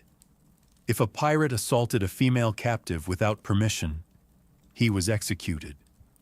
If a pirate deserted, his ears were cut off and he was paraded before the fleet as a warning. But it wasn't just fear. Zheng Yicao offered protection, structure, and profit. Her code allowed pirates to keep a fair share of loot, 20%, while the rest went to a communal fund managed by her. This gave everyone a stake in the system and built loyalty through stability. Even defeated rivals and coastal villagers often chose to join her rather than resist. She divided the massive fleet into 6 squadrons, each with its own color: red, black, white, blue, yellow, and green, but all ultimately reported to her. Her closest ally and second in command, Chung Po Tsai, led the Red Squadron, her elite force under Zheng Yicao. Piracy became a government of its own, with taxation, defense, and hierarchy. She ruled sea lanes from Vietnam to Hong Kong, controlling trade, raiding imperial outposts, and even collecting tribute from coastal towns. The Qing dynasty had a navy. Zheng Yicao had an empire, and it was only growing. Zheng Yicao didn't just rule with charisma. She ruled with rules, iron ones. While the image of pirates often conjures up chaos and drunken revelry, her fleet operated more like a disciplined corporation than a gang of outlaws. And at the center of this structure was her pirate code, a detailed system of laws that turned mayhem into method. This code wasn't some romantic parchment passed around by candlelight. It was brutal, binding, and enforced without hesitation. Every captain and crew member knew the stakes.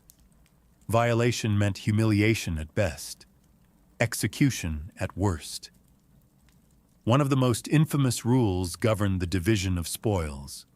After a raid, all loot had to be presented to the fleet's central storehouse.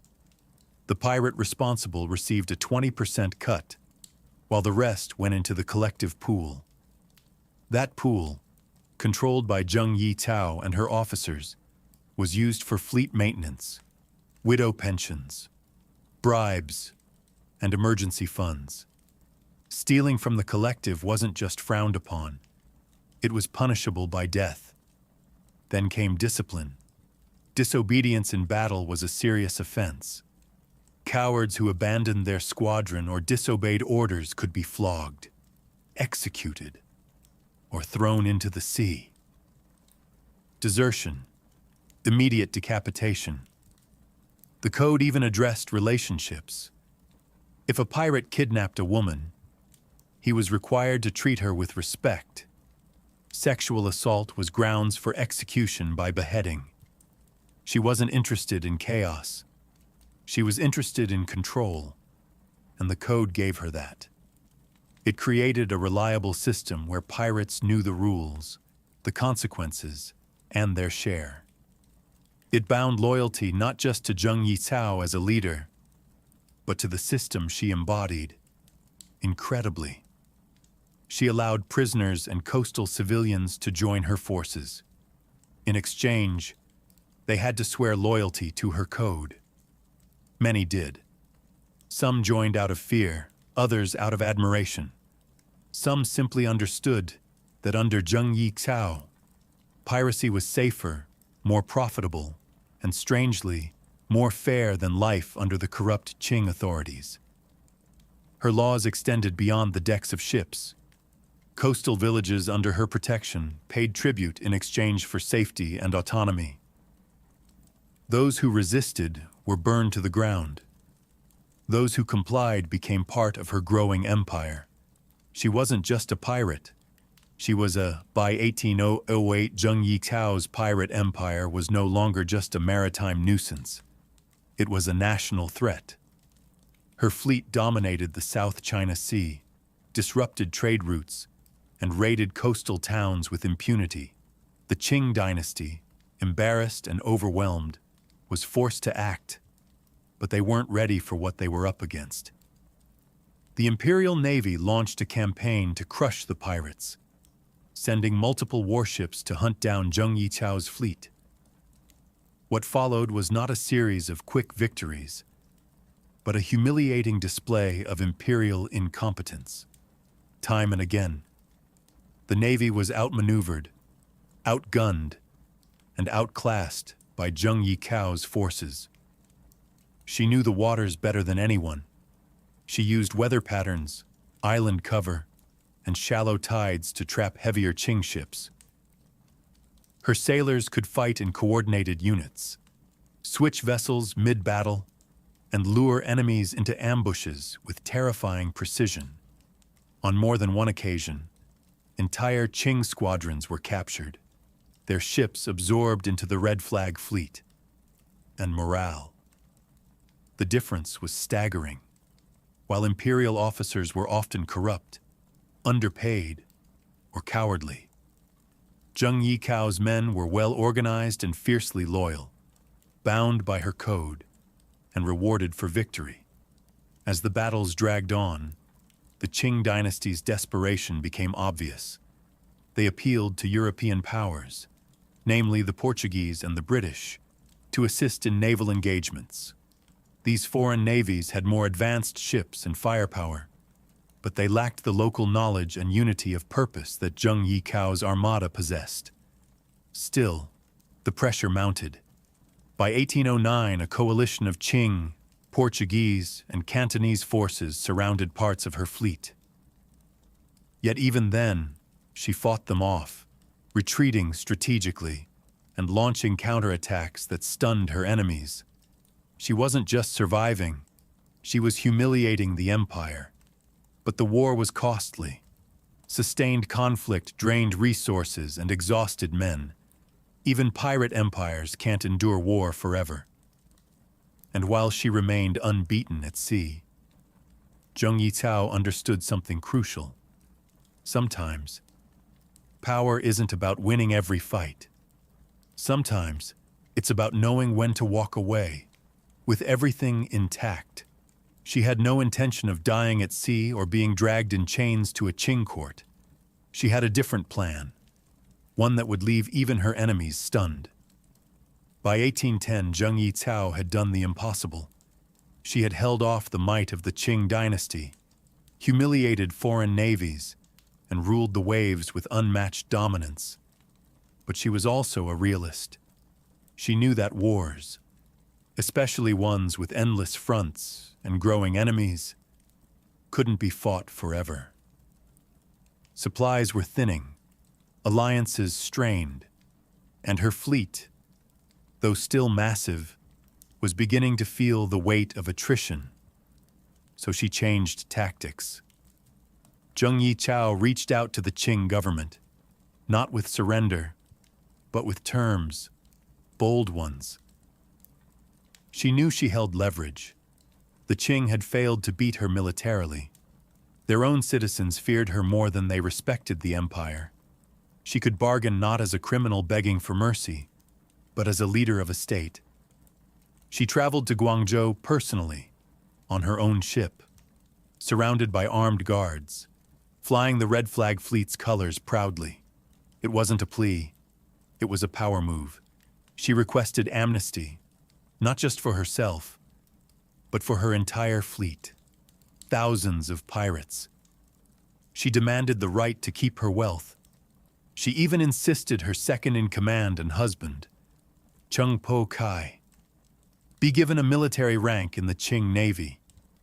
The government was stunned, but the truth was, they were tired too. The empire couldn't afford another costly, drawn-out campaign. So, in a moment of rare pragmatism, they agreed. Zheng Yichao surrendered with style.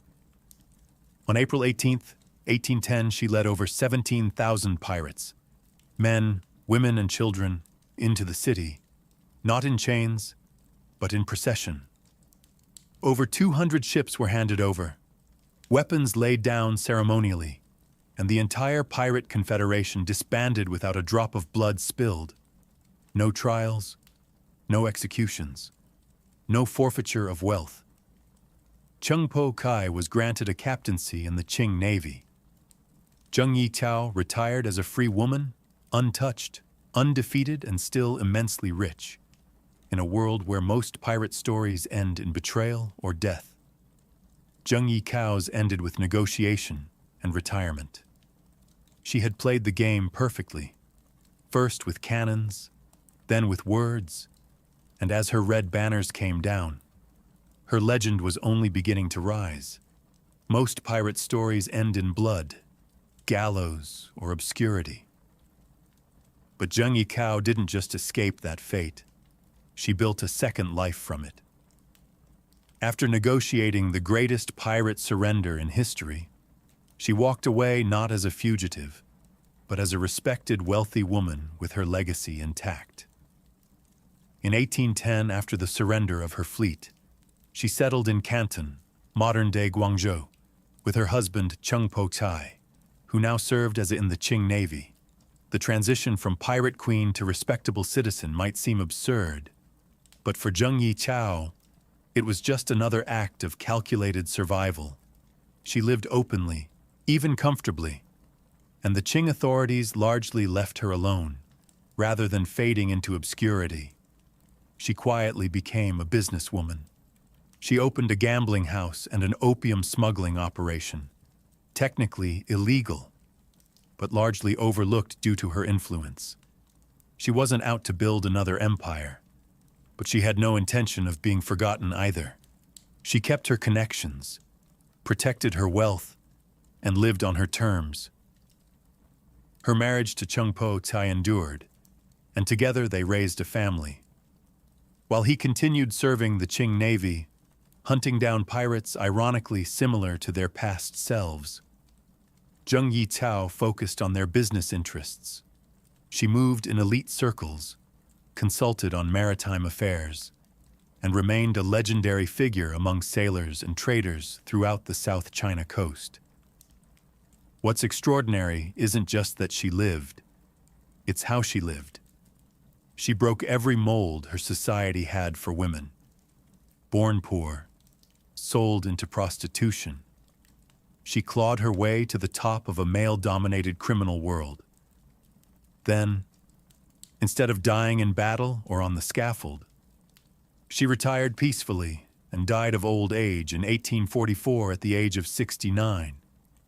She didn't seek redemption. She didn't need it. Her life was the ultimate act of defiance, a living rebuttal to every law, custom, and expectation set before her. In a time when women were barely allowed to speak in public, Zheng Yitao commanded fleets, dictated treaties, and negotiated with emperors.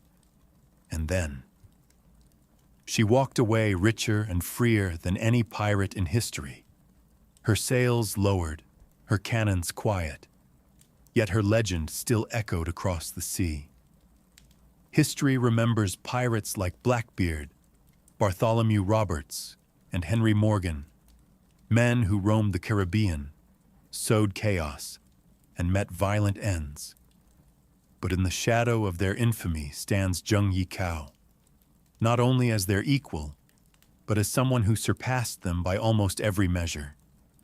She didn't captain a handful of ships. She commanded entire fleets. She didn't plunder a few coastal towns. She controlled entire regions of the sea. And she didn't die on the gallows or in a gunfight. She negotiated her way out of piracy and into peace. Among the pantheon of pirate legends, she remains the most successful and least understood. But make no mistake, her success wasn't just luck or ruthlessness. It was strategy, intellect, and a deep understanding of power. She was a tactician, a politician, and a psychologist. She knew how to keep loyalty through fear, yes, but also through order, reward, and a carefully crafted system. And what made her truly exceptional was the fact that she achieved all of this as a woman in Qing-era China, a society steeped in Confucian ideals that confined women to silence and servitude. Women weren't expected to lead in the marketplace, much less on the high seas. Zheng Yizhao didn't just challenge that norm, she shattered it. She earned the respect of hardened pirate captains, forced the Qing dynasty to the negotiating table, and ended her life as an matriarch. She wasn't dependent on a man's legacy. She took it, expanded it, and made it her own. In popular memory, she remains something of a phantom, less famous than her male counterparts, less romanticized in Western literature, and often omitted from mainstream history. But within maritime circles and Chinese coastal lore, she is spoken of with awe. The Red Flag fleet may have vanished, its sails lowered for good, but the memory of Zheng Yizhao lingers like a ghost ship, silent, untouchable, and larger than life. Not just a pirate, not just a woman, but a legend that made empires kneel. And in a world ruled by men, she didn't ask for a place at the table. She took the entire ocean, despite commanding the largest pirate fleet the world has ever seen. Zheng Yizhao remains strangely absent from most mainstream history books.